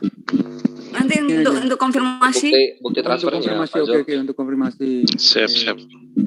Oke, dilanjut. Yo Bang Dewa, Tafadol. Waalaikumsalam warahmatullahi wabarakatuh. Waalaikumsalam Kang Ade. Dan tahu saudara kita Dengung suaranya ini siapa? Dari siapa ya? Giliran dia ngomong gini jadinya. Iya. Karena tahu. Bang Dewa. Bang Dedeo, noise Bang Dedeo. Coba lagi Bang Dedeo. Lanjut Bang Dewa. Bagaimana yang kita tahu saudara kita lagi membutuhkan yang namanya kontribusi donasi dari kita. Kecil kali suaranya Bang Dewa, bisa dikeraskan? Bentar. Dan itu insya Allah ada yang namanya perhitungan matematikanya, pahala itu dicatat oleh Allah Subhanahu wa taala. Justru kalau misalkan kita tidak sudah kita diberitahu saudara kita lagi dalam keadaan susah, kita tidak menolong, itu pun nanti akan dipertanyakan oleh Allah Subhanahu wa taala. Benar ya Allah. Analogi seperti ini. Ketika umat muslim itu lagi dilanda, lagi dijajah, lagi ditindas. Wahai Zulkifli M. Abbas, Kores, apa yang kamu lakukan? Kenapa? Kamu lakukan ketika umat muslim di dunia itu sedang dijajah. Tentu Bang Juma ada jawabannya, karena Bang Juma itu menyumbang. Bang Kores juga menyumbang, gitu kan? 100.000, 200.000, sesuai dengan kemampuan. Jangan kayak Bang Handi, cuma 2.000 perak. 2.000 cuma cukup buat masuk itu doang, masuk WC. Bang Handi ya, jangan 2.000, jangan kayak Dewa 1.500. Siap. Dan konon katanya pada saat kita berdoa, kita ingin yang namanya diluaskan kubur kita, dirikan yang namanya masjid. Konon katanya ketika kita meninggal, kita berdoa ingin supaya kubur kita itu diterangkan seperti lampu kelap-kelip di diskotik. Ya kita sumbang dengan hal yang seperti ini. Konon katanya ketika kita di dunia kita berdoa, kita pengen yang namanya tidur kita pakai AC, tidur kita pengen ada yang namanya spring bed, ya sumbang spring bed ke panti asuhan, panti jompo. Jangan kayak Pak Handi nyumbang ke panti pijit, paling salah. Panti asuhan, Pak Handi, jangan panti pijit. Kan bareng sama lu. Itu aja. Dewa baru bangun tidur. Kena lo. Siap Bang Dewa. Mau ngeprank Bang Andi kena sendiri dia. Satu kali lagi itu yang ada di live comment. Kalau ingin format berbentuk gambar, itu saya sudah ketikkan ataupun saya tulis di sana. Diklik aja nanti di situ di-download gambarnya. Silakan. Untuk teman-teman yang ada di sini juga itu dari chat itu ada. Silakan diklik, terus di-download aja, disebarkan. Itu di situ saya cantumkan nomor rekening juga nomor kontak. Sementara nomor kontak saya ini silakan diambil nomor kontaknya. Atau Iya gambarnya aja. Bang.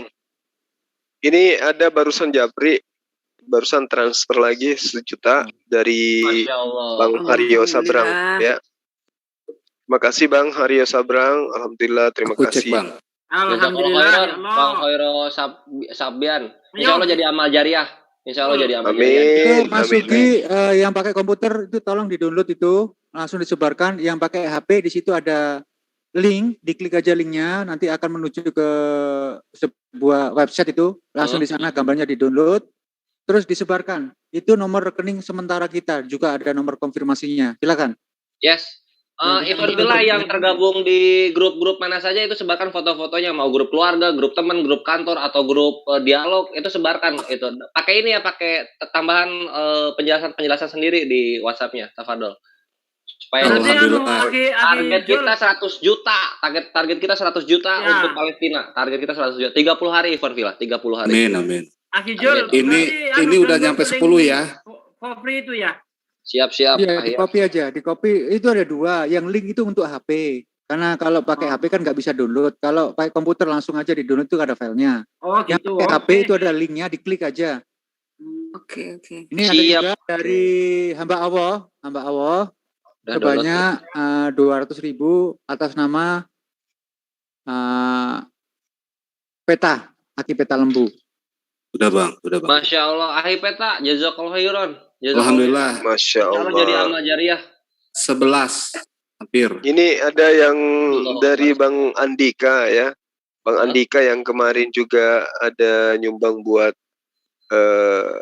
MMCI Makassar.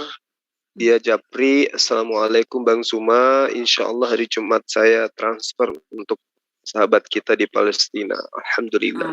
Makasih Bang. Bang Andika, makasih. Barakallah. Barakallah fiik. Gimana ini ya? Mau transfer ATM-nya rusak. Gak ada emas Bang Dewa, gak ada emas. Dewa udah gak ada mertua, ini bukan emas lagi. Mertua. Oh, lebih mahal dari emas itu. Makanya. Kemudian ada lagi yang minta nomor rekening ya dari netizen ya. Insya Allah dia akan transfer. Ada lagi, ada beberapa yang minta nomor rekening Japri ini.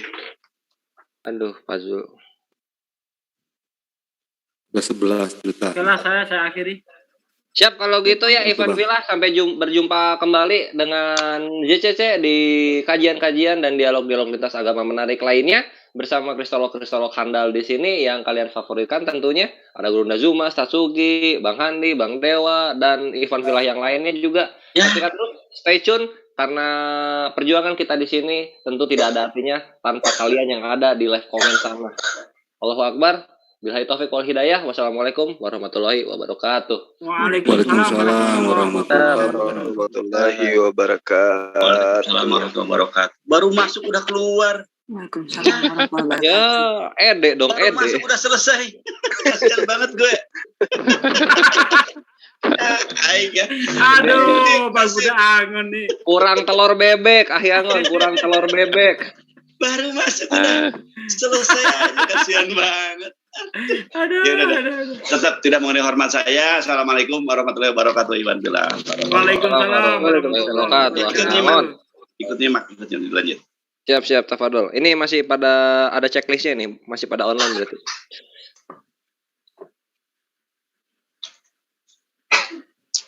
Nah, saya tutup checklist saya.